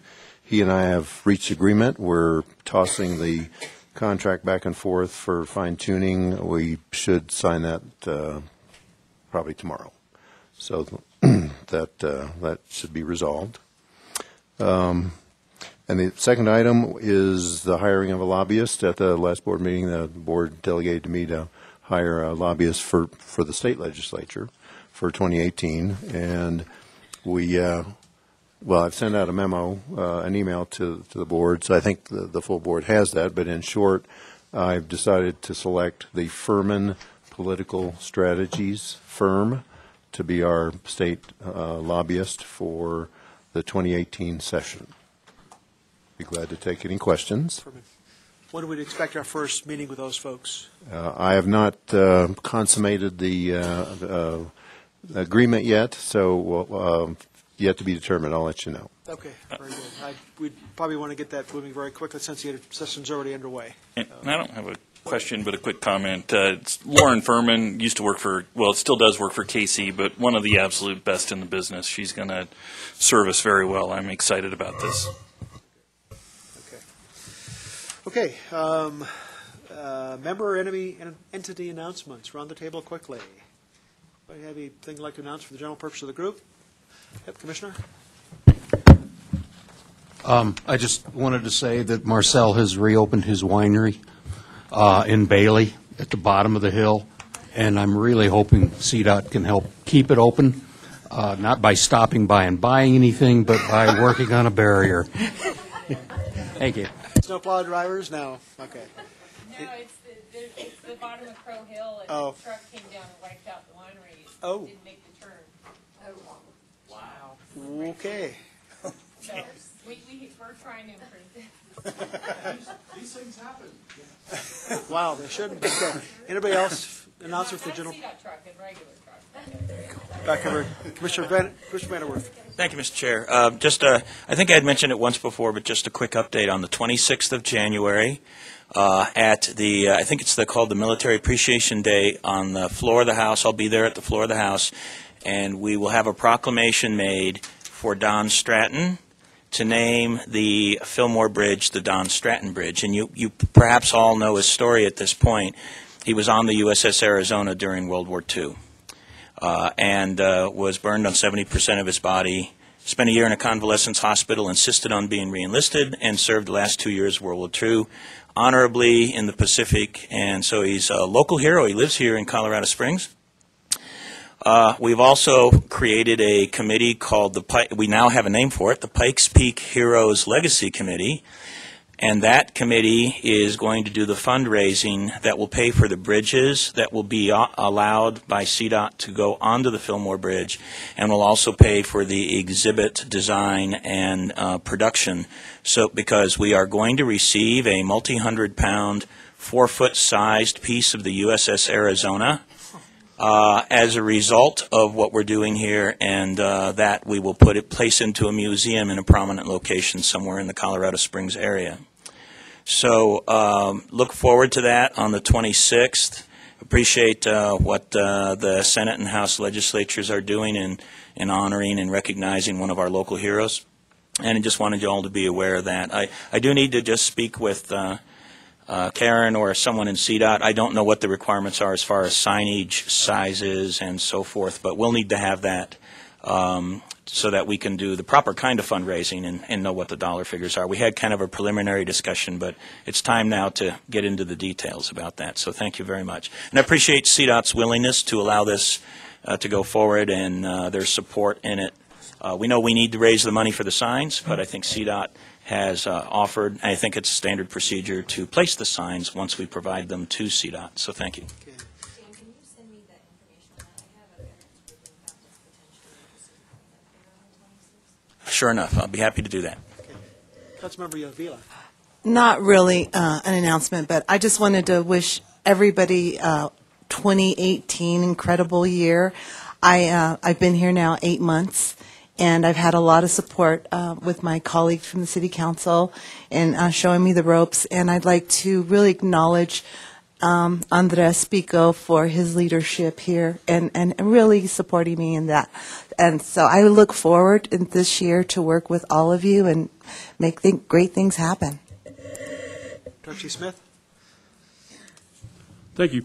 I worked for a large freight company for 28 years. It started out to be Yellow Freight. Yellow then bought Roadway Express, and it became YRC.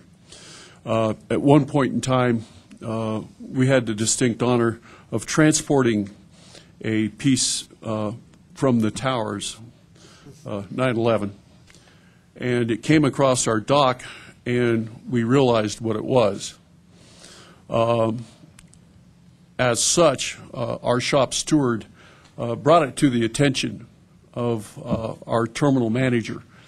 At that point, that was turned to a charitable move.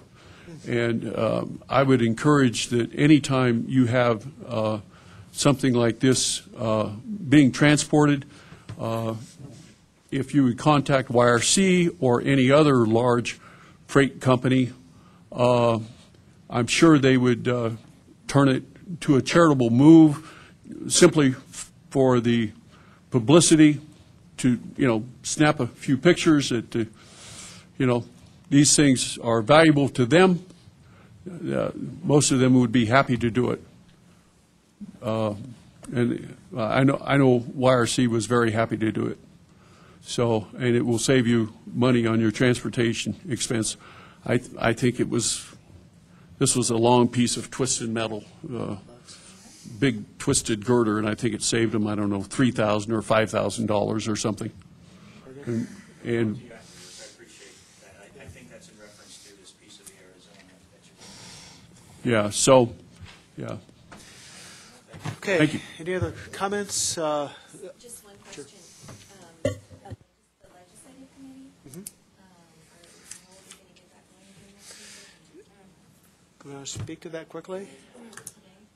I believe that the plan is going to be to send an email out to all board members and asking who would like to participate in the legislative committee, send those past the board chair, and then begin meeting, have that group, whoever volunteers, begin meeting with the lobbyists, ideally very early next week. So if I could ask if we could get that out very soon here and take volunteers for that committee. We appreciate that. Okay, let me just close the meeting by thanking everybody who has served in the past in positions and everybody who stood up for the STAC committee. We've got a lot of work ahead of us, and I really look forward to working with the rest of the board, and thank you for your energy and commitment to Pikes Peak region. 11:15, we're a little over, but we're adjourned.